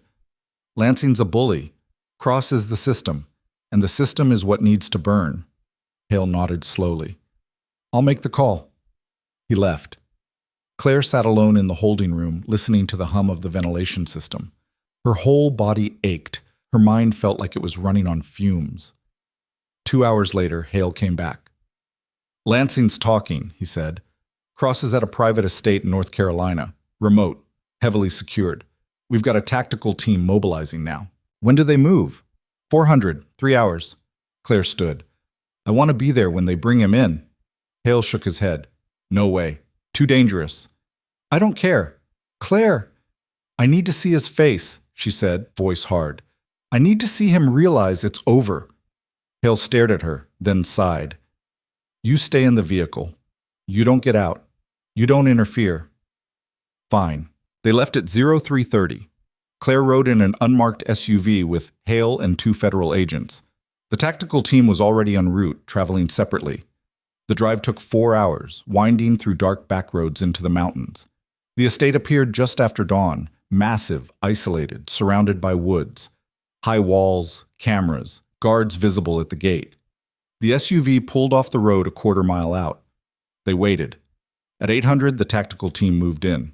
Claire watched through binoculars as armored vehicles blocked the gate.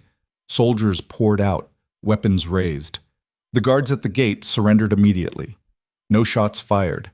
The front door of the estate burst open. More soldiers flooded inside. 15 minutes later, they emerged. General Ethan Cross walked between 2 soldiers, hands cuffed behind his back. He was in his 60s, silver hair, expensive suit. He looked calm, almost bored, until he saw the cameras. A news crew had somehow gotten wind of the raid, probably tipped off by the prosecutor's office. They were set up at the edge of the property, filming everything. Cross's expression changed. The calm cracked. He tried to pull away from the soldiers, but they held him firm. This is a mistake, Cross shouted. You have no idea what you're doing. The soldiers ignored him. They loaded him into an armored transport. The door slammed shut. Hale lowered his binoculars. It's done. Claire didn't respond. She just watched the transport pull away, carrying Cross toward whatever justice looked like. Back at the black site, they held Cross in a separate wing. Claire wasn't allowed near him, but she heard the updates. He'd lawyered up immediately, refused to talk. The prosecutors were building their case, but it would take time. At 1600, Kowalski found Claire in the break room. We've got him on obstruction, conspiracy, and about 15 other charges, Kowalski said. Between the video evidence, Lansing's testimony, and the financial records we pulled from his estate, he's not walking away from this. What about the others? Claire asked. Still rounding them up, but the network's collapsing. People are flipping left and right, trying to cut deals before it's too late. Claire nodded slowly. And Lansing? He'll serve time. Not as much as Cross, but enough? Kowalski paused. For what it's worth, you did it. You brought them all down. Claire stared into her coffee. Doesn't feel like victory. Never does. Kowalski left.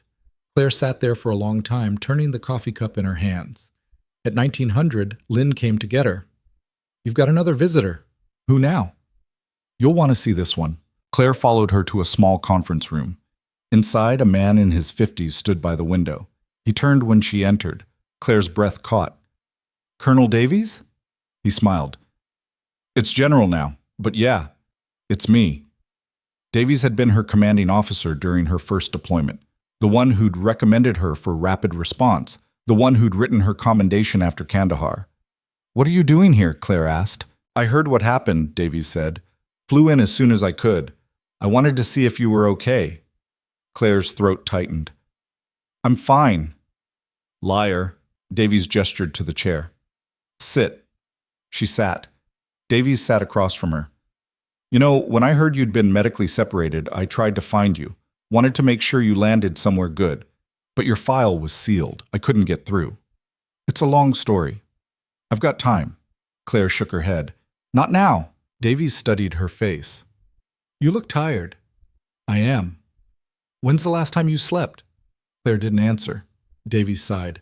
I also heard about Colonel Hale's offer, the training program. I turned it down. I know. That's why I'm here. He leaned forward. Claire, you're one of the best medics I've ever seen. What you did in Kandahar, what you've been doing since, it's extraordinary. But you can't keep running on empty. At some point, you have to stop and deal with what happened. I have dealt with it. Have you? Claire looked away. Davies' voice softened. I'm not saying you have to take Hale's offer, but I'm saying you need to figure out what comes next. Because hiding in a civilian rotation, keeping your head down, pretending you're nobody, that's not living. That's surviving, and you deserve better. Claire's eyes burned. I don't know how to do anything else.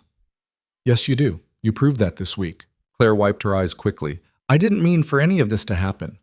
I know, but it did, and now you get to decide what it means. Davies stood. Think about it. And if you need anything at all, you call me. He handed her a card and left. Claire sat there, holding the card, staring at nothing. Her phone, newly replaced, buzzed. A text from Jenna Calloway. Cross just made bail. $5 million. Posted 20 minutes ago. Claire's blood went cold. She ran to find Hale. He was in his office on the phone. He saw her face and hung up immediately. Cross made bail, Claire said.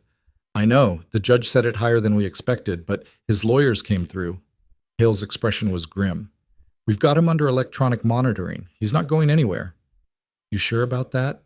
Hale hesitated, just for a second. That was all Claire needed to know. She turned and walked out. Lynn caught up with her in the hallway. Where are you going? Nowhere. I just need air. Claire, I'm fine. She wasn't fine. She went back to her room, locked the door, and sat on the bed. Her phone buzzed again. Unknown number. You should have stayed quiet. Then a photo loaded. It was Claire, walking out of the black site earlier that day. Someone had been watching, still watching, and now Cross was free. Claire stared at the photo until her eyes burned. She didn't panic this time, didn't call for Lynn, didn't run. She just sat there, phone in hand, and let the cold settle into her bones. Whoever was sending these messages wanted her afraid, wanted her small, wanted her to disappear the way all the others had. She wasn't going to give them that. Claire stood up, grabbed her jacket, and walked out of the room. Lynn was posted outside, leaning against the wall, scrolling through her own phone. I need to leave, Claire said. Lynn straightened immediately. Not happening. I'm not asking. You're under protective custody. You don't get to just... Then arrest me, Claire said flatly, or get out of my way. Lynn stared at her, jaw tight, eyes searching Claire's face for something. Fear, maybe, or hesitation. She didn't find it. Lynn pulled out her radio. I need Colonel Hale. Now. 5 minutes later, Hale appeared at the end of the hallway, walking fast. His face already set in that expression that meant he knew exactly what was coming and didn't like it. He took one look at Claire's face and stopped 3 feet away. What's going on? Claire held up her phone, showed him the photo. The image of herself walking out of the black site, taken from an angle that suggested professional surveillance equipment, taken by someone who knew exactly where she was. Hale's expression darkened. He took the phone, studied the image for a long moment, zoomed in on the metadata, then handed it back. We'll trace it. You won't find anything. They've been doing this for days and you haven't found them yet. Claire's voice was calm, matter of fact. They're good. They're connected, and they're not going to stop. So what do you want to do? Walk out and make yourself an easier target? I want to stop hiding, Claire said. I want to go back to work. I want to live my life, and I want them to see that I'm not afraid anymore. Hale rubbed his face, the exhaustion showing through for the first time. He looked older than he had a week ago. They all did. Claire, Cross is out there. His people are still active. If you leave this facility, then they'll come after me, and you'll catch them. Claire's voice was steady, unwavering. But I'm not spending the rest of my life locked in a room waiting for someone else to fix this. I did that once. After Kandahar. I hid. I stayed quiet. I tried to disappear. And it almost killed me. Hale looked at Lynn. Lynn shrugged. She's right, Lynn said. If she stays here, she's a sitting duck anyway. At least out there we can use her as bait. I'm not using her as bait, Hale snapped. Then what's your plan? Claire asked. Keep me here until the trial? That could take months. Maybe years. And in the meantime, what? I just stop existing, stop working, stop living? Hale was silent for a long moment. Then he let out a slow breath. If you leave, you go with full protection. Armed escort, 24/7 surveillance, rotation shifts. And if I tell you to get down, you get down. No arguments, no heroics, no going off on your own. Fine. I mean it, Claire. You follow protocol or I lock you back up. And next time I won't ask nicely. Claire nodded. Understood. Hale didn't look happy, but he pulled out his phone and made a call. Get me a secure transport and a protection detail. 3-vehicle convoy, full tactical support. We're moving the package back to Ironvale. 30 minutes later, Claire was in the back of an armored SUV with Lynn and 2 federal agents she'd never met. They introduced themselves, Agent Ross and Agent Kim, but their faces were interchangeable, professional, blank. They drove in convoy formation, 3 vehicles rotating positions every 15 minutes, taking random routes through back roads and highways to avoid predictability. The trip back to Ironvale took 6 hours. By the time they arrived, it was past midnight. The streets were empty, the town dark except for scattered streetlights and the occasional gas station. Claire's apartment was still a crime scene, yellow tape across the door, evidence markers visible through the windows. So they took her to a safe house on the south side of town. The house was a nondescript ranch, beige siding, brown trim, completely forgettable. The kind of place you'd drive past 100 times and never remember. Inside, it was furnished like a rental property, generic couch, cheap coffee table, bare walls. No personality, no history. Lynn checked every room before letting Claire inside, sweeping for bugs, checking windows, testing locks. When she was satisfied, she nodded to the agents. Ross takes first watch. Kim relieves at 0600. I'll be upstairs with the package. Claire hated being called the package, but she didn't argue. Lynn pointed to the stairs. You're on the 2nd floor. Bathrooms through there. Kitchen stocked. Don't go near the windows. Don't answer the door. Don't leave without telling me first. Got it. So, Lynn hesitated at the base of the stairs. For what it's worth, I think you're doing the right thing. Thanks. Lynn nodded and headed for the kitchen to set up her command post. Claire heard her radio crackle to life, heard the low murmur of tactical chatter, then tuned it out. She climbed the stairs, found the bedroom, and looked around. Twin bed, nightstand, lamp, nothing else. She sat down on the edge of the bed and stared at the wall. She thought about the last time she'd felt safe. Really safe. Not just physically protected, but emotionally at peace. She couldn't remember. Maybe before Kandahar. Maybe never. Claire lay down on the bed fully clothed and closed her eyes. This time, she slept. She woke to sunlight streaming through the blinds and the smell of coffee drifting up from downstairs. Claire sat up, disoriented for a moment, then checked her phone. 800. She'd slept for 7 hours straight, the longest stretch in weeks, maybe months. She went downstairs. Lynn was at the kitchen table with a laptop and a cup of coffee, reviewing what looked like surveillance footage on a split screen. Morning, Lynn said without looking up. Morning. There's food in the fridge. Help yourself. Coffee's fresh. Claire poured herself a cup and sat down across from Lynn. The coffee was strong, bitter, exactly what she needed. What's the plan? You go back to work. I shadow you. 2 more agents rotate shifts outside the hospital. If anything happens, we respond immediately. Response time is under 90 seconds. And if nothing happens, then we wait. Lynn finally looked up, her eyes serious. But something's going to happen, Claire.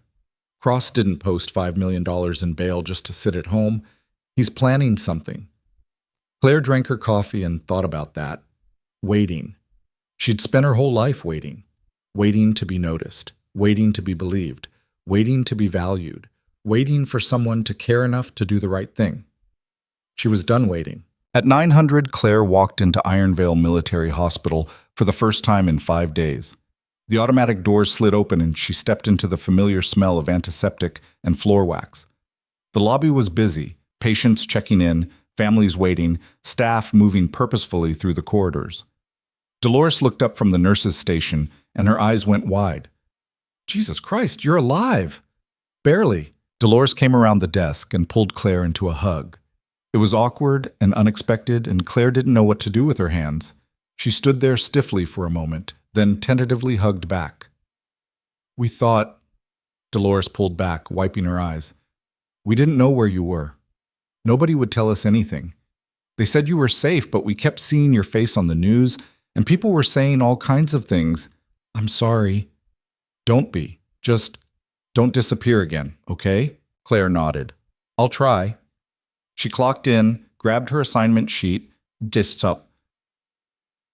and got to work. The ICU was busy. 2 new admissions overnight, 1 critical. A 57-year-old man post-cardiac surgery, stable but requiring close monitoring. An 18-year-old motorcycle accident victim with a traumatic brain injury, still unconscious. A woman in her 70s with sepsis, improving but fragile. Claire fell into the rhythm like she'd never left. Vitals, medications, assessments. The familiar routine steadied her, gave her something concrete to focus on. Numbers didn't lie. Monitors didn't judge. The work was clean, clear, measurable. Lynn stayed close but unobtrusive, positioned near the hallway with a clear line of sight to Claire at all times.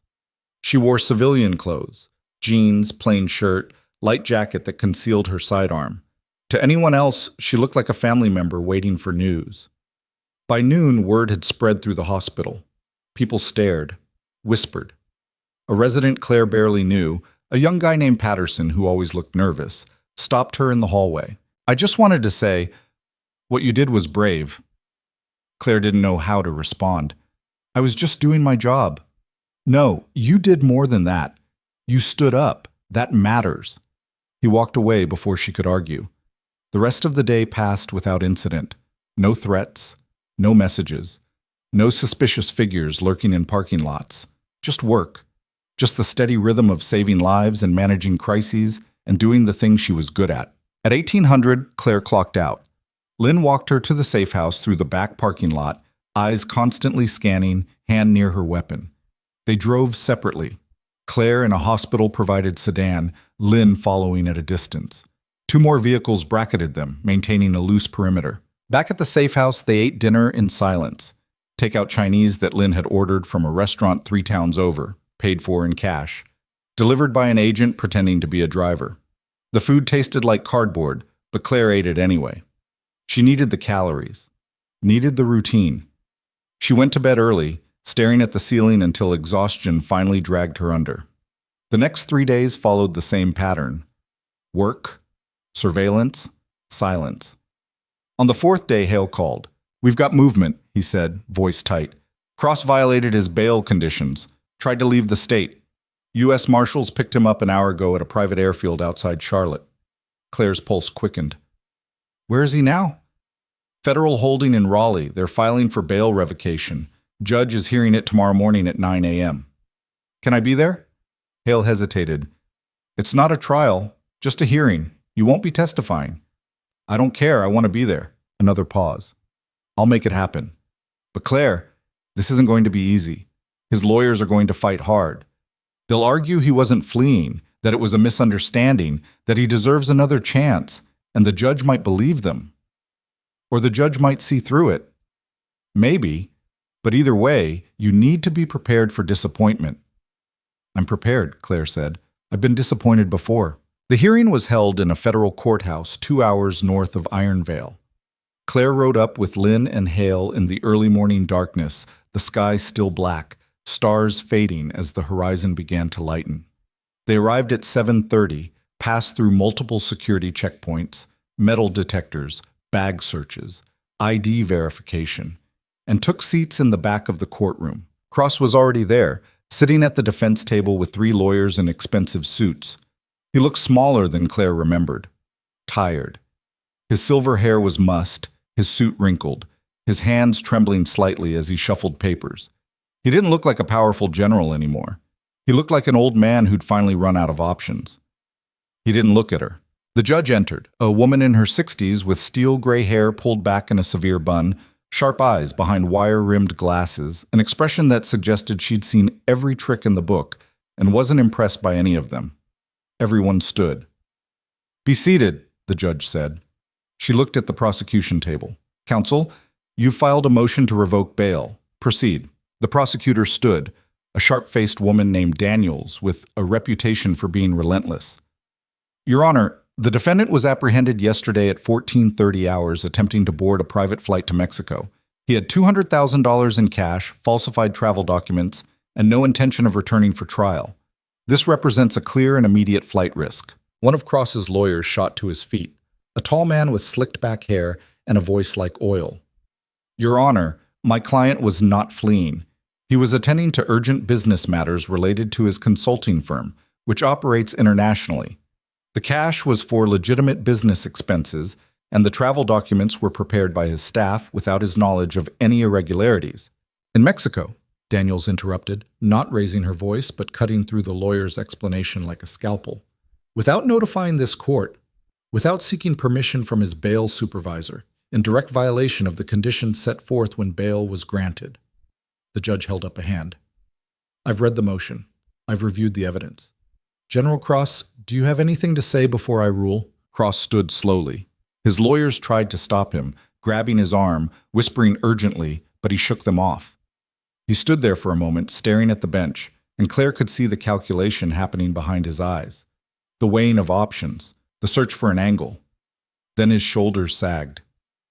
"No, Your Honor," he said quietly. "I have nothing to say." The judge nodded. "Bail is revoked. The defendant will be remanded to federal custody pending trial. Bailiffs." 2 uniformed officers moved forward immediately. Cross's lawyers erupted, voices overlapping, objections flying, but the judge ignored them. The bailiffs cuffed Cross's hands behind his back with practiced efficiency and led him toward the side door. As he passed Claire's row, he stopped. The bailiffs tried to keep him moving, but Cross planted his feet and looked directly at her. His eyes were empty, hollow. All the arrogance, all the power, all the certainty that had defined his career, gone. Just a shell of a man staring at the person who'd brought him down. "I hope it was worth it," he said quietly. Claire met his gaze without flinching. It was.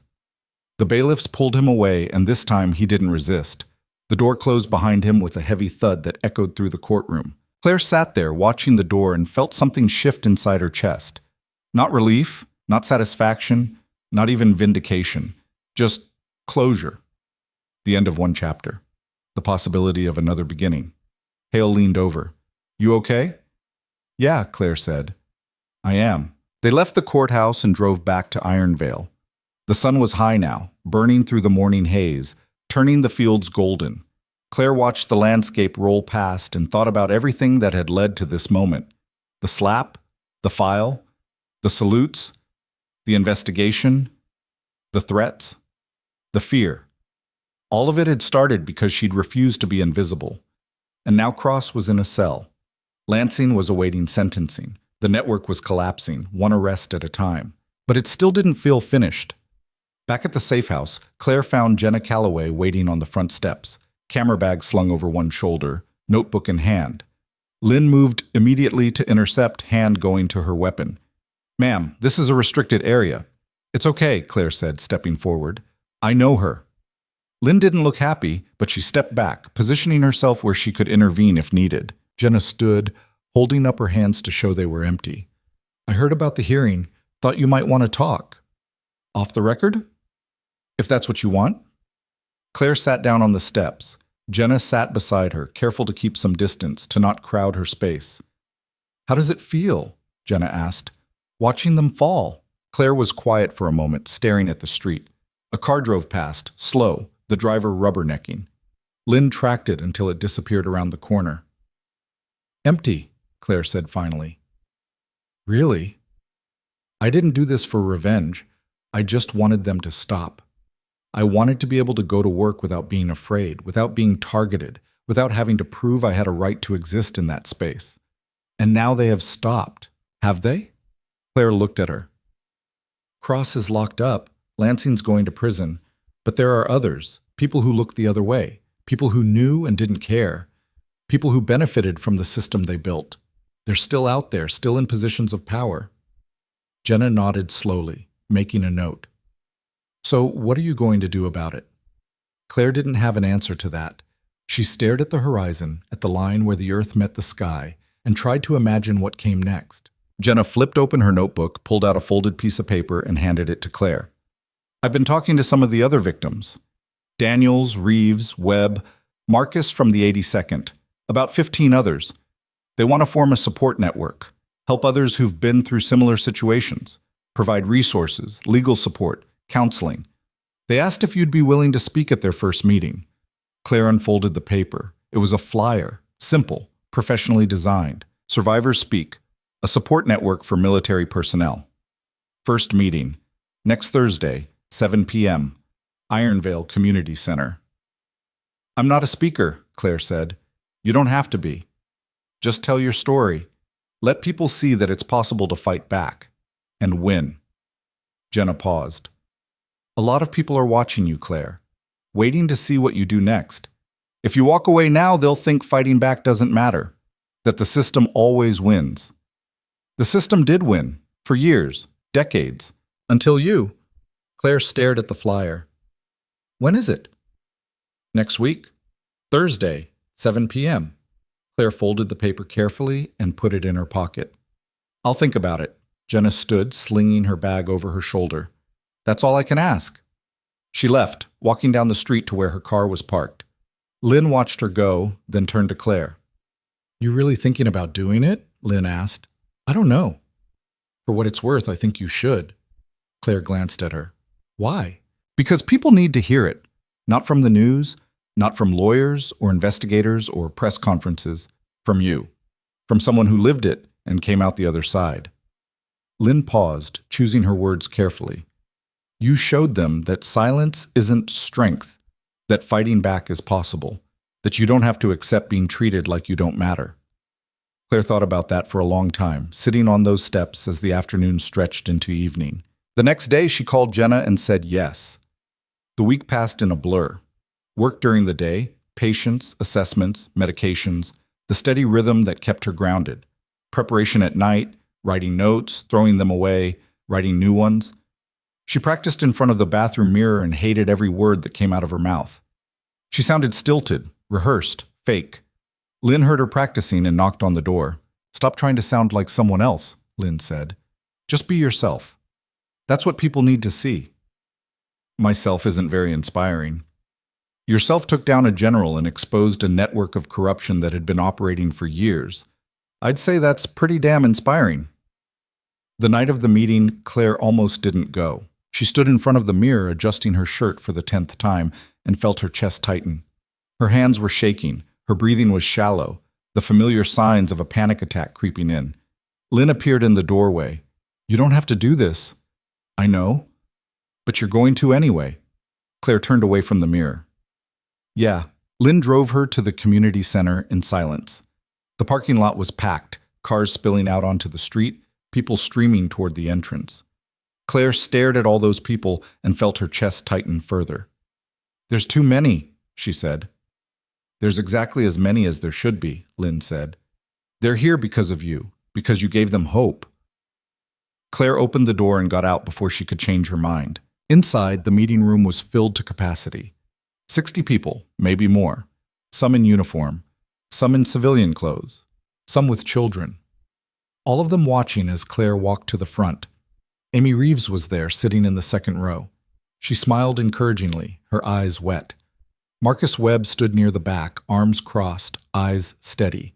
He nodded once. Daniels, the corporal who'd been working at a gas station in Alabama, sat up front with his 2 kids, a boy and a girl, both under 10. The boy was playing with a toy car. The girl was staring at Claire with wide, curious eyes. Claire stepped up to the microphone and looked out at all those faces. Her hands were shaking so badly she had to grip the podium to keep them still. "I'm not good at this," she started. Her voice sounded too loud in the quiet room, too raw, too real. "I'm not a speaker. I'm not a leader. I'm not someone who stands in front of crowds and gives inspiring speeches. I'm just a nurse, someone who wanted to do her job and be left alone." She paused, swallowed hard, forced herself to keep going. "But I couldn't be left alone, because people like Major Lansing and General Cross, they don't leave you alone. They push. They intimidate. They make you feel small until you believe you are small, until you stop fighting back, until you convince yourself that keeping quiet is the same thing as staying safe." The room was silent. Claire could hear her own heartbeat, loud in her ears. "For a long time, I believed them. I thought if I kept my head down, if I stayed quiet, if I didn't make waves, they'd leave me alone. But they didn't. They never do. Because silence isn't protection. It's permission. Permission to keep hurting you. Permission to move on to the next person. Permission to build a system where abuse is normal and speaking up is the exception." Her voice steadied, growing stronger. "I'm not here to tell you that fighting back is easy. It's not. It's terrifying. It's exhausting. You lose sleep. You lose safety. You lose the life you thought you had. People you trusted turn against you. The system you believed in tries to crush you. And there are days, so many days, when you wonder if it's worth it. If you should just give up and disappear." She looked out at the crowd, meeting their eyes. "But you know what you gain?" She let the question hang in the air. "You gain yourself back, your voice, your power, your dignity. The knowledge that you're not a victim, you're a survivor. And survivors don't stay quiet. Survivors speak up. Survivors fight back. Survivors refuse to let the people who hurt them define who they are." Someone in the back started clapping, then someone else. Then the whole room erupted. Claire stood there, overwhelmed, as the applause washed over her like a wave. She'd expected polite appreciation, maybe some nods of agreement. Not this. Not people on their feet, tears streaming down their faces, clapping like she'd just saved their lives. Maybe, in a way, she had. When the applause finally quieted, Amy Reeves stood up. "Thank you," Reeves said, her voice thick with emotion. "For starting this. For showing us it's possible. For being brave when the rest of us were too scared." Claire shook her head. "I didn't start anything. You all did. By refusing to give up. By coming forward even when it was hard. By standing together instead of staying isolated." She looked around the room, at all those faces, young and old, male and female, different ranks and different stories, but all connected by the same thread of pain and survival. That's the only way this works. Not one person fighting alone, but all of us fighting together, supporting each other, sharing resources, refusing to let them bury us one at a time. The meeting lasted another 3 hours. People shared their stories, haltingly at first, then with growing confidence. A captain who'd been passed over for promotion after reporting sexual harassment. A staff sergeant who'd been discharged on false charges after questioning illegal orders. A young private who'd attempted suicide after months of targeted abuse. They cried. They laughed. They made plans, legal funds, counseling resources, a hotline for people in crisis. By the time it ended, Claire felt lighter than she had in years, like she'd been carrying a weight she didn't know was there, and someone had finally helped her set it down. Outside, Lynn was waiting by the car, scanning the parking lot with the practiced eye of someone who'd spent too many years watching for threats. "You did good in there," Lynn said. "Thanks." They drove back to the safe house in comfortable silence. When they arrived, Hale's car was parked out front, headlights off, engine running. He got out when he saw them, holding a folder under one arm. Claire felt her stomach tighten. "What's wrong?" "Nothing's wrong." Hale walked over, held out the folder. "This came through today. Thought you'd want to see it." Claire opened the folder. It was a letter from the Secretary of the Army. Official letterhead. Formal language. "In recognition of extraordinary service and sacrifice during active deployment, and in acknowledgement of subsequent actions that have upheld the highest standards of military integrity and valor. Claire Whitmore is hereby reinstated to active duty with full honors and all privileges, promoted to the rank of captain, effective immediately. Assigned to develop and lead a new rapid response medical training program designed to set the standard for combat medical care and personnel protection." Claire's hands started shaking. She read it again, then a third time. "They want you back," Hale said quietly, "not just as an instructor, as a leader, building something new from the ground up, setting the standard for how we train medics, how we protect them, how we make sure what happened to you and to all the others never happens again." Claire looked up at him, eyes wet. "I don't know if I can." "You can? I've seen it. Everyone has." Hale's expression softened. "But it's your choice. No pressure, no expectations. No one's going to be disappointed if you say no. You've already done more than anyone had a right to ask." Claire stared at the letter, at the words that represented everything she'd lost and everything she might gain back. Then she thought about the faces in that meeting room, the people who'd come forward because she had, the lives that had changed because someone finally said enough, the young medics who'd graduate from the program she'd build, armed not just with medical skills, but with the knowledge that they had a right to speak up, to be safe, to demand better. She thought about Kandahar, about the building that came down, about the people she'd saved and the ones she'd lost and the version of herself that had died in that rubble.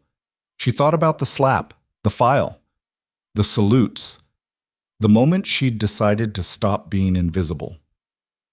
"Can I think about it?" she asked. "Take all the time you need," Hale said. "But Claire, the offer expires in 2 weeks. After that, they'll move forward with someone else." He got back in his car and drove away. Claire went inside, sat at the kitchen table, and read the letter 5 more times. Lynn made coffee and set a cup in front of her without saying anything. "What would you do?" Claire asked finally. Lynn sat down across from her.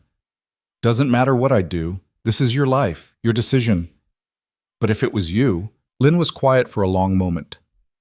"I'd be scared. I'd doubt myself. I'd make a list of all the reasons I couldn't do it, but then I'd remember why they asked me in the first place, and I'd do it anyway." Claire nodded slowly. Then she pulled out her phone and called Colonel Davies. He answered on the second ring, voice rough with sleep. "Claire? It's almost midnight. I know, I'm sorry, I need advice." "Shoot." "They offered me a position, active duty, captain, leading a new training program for combat medics." There was a pause. Then Davies' voice came back warmer, more awake. "That's incredible.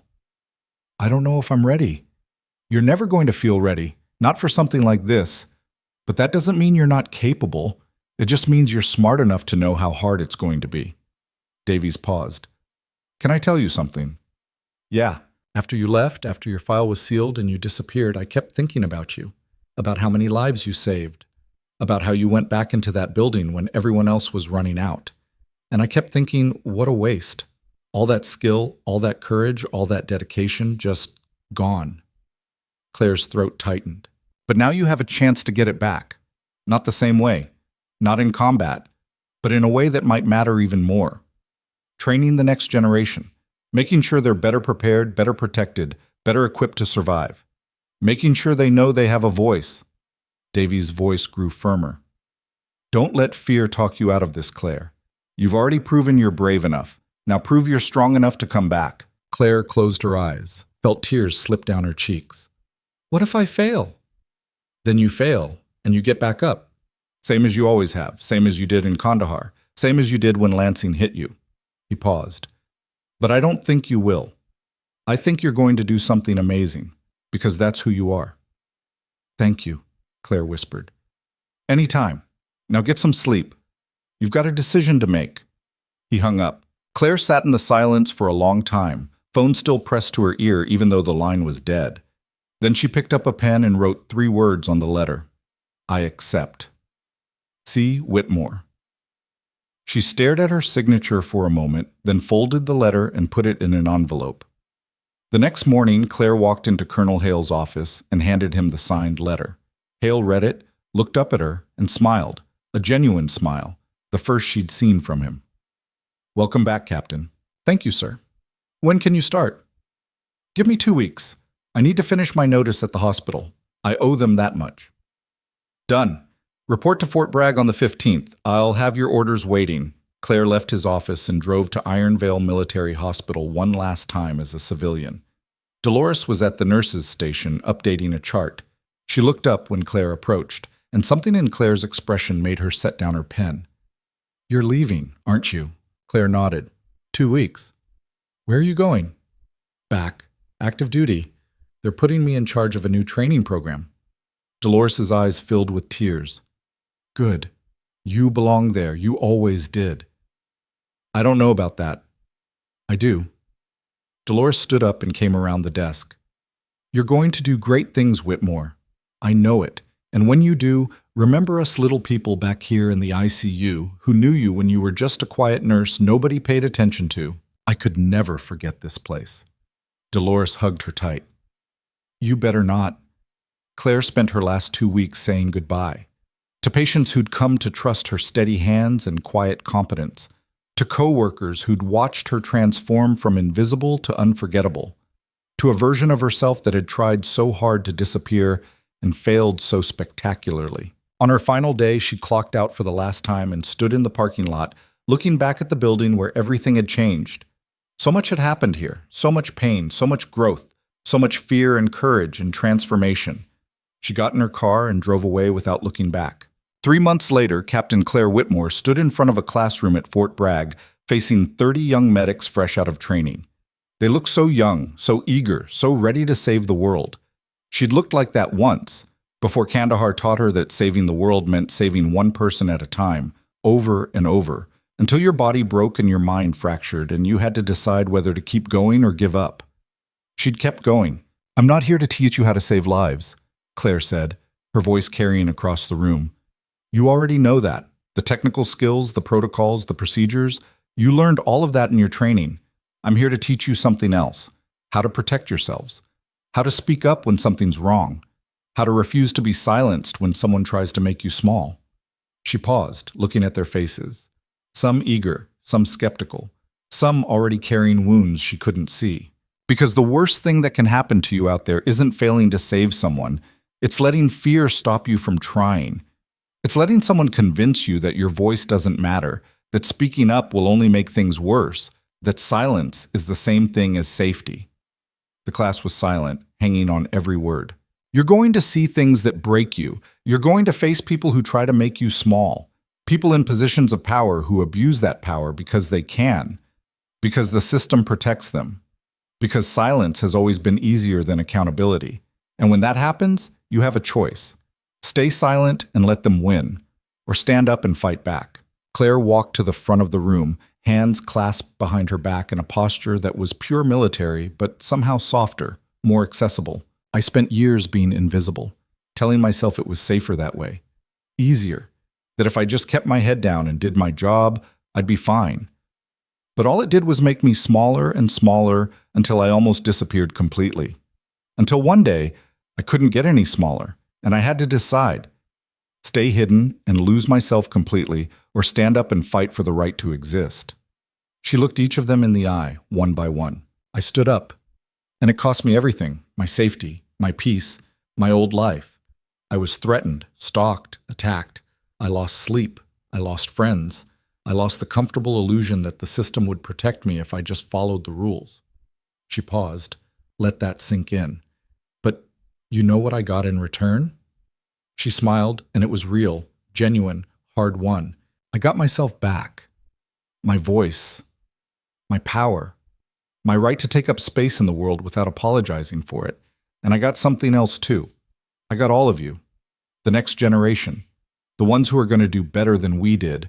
Who are going to build a better system. Who are going to refuse to accept that abuse is just part of the job. The room erupted in applause. After class, a young corporal approached her.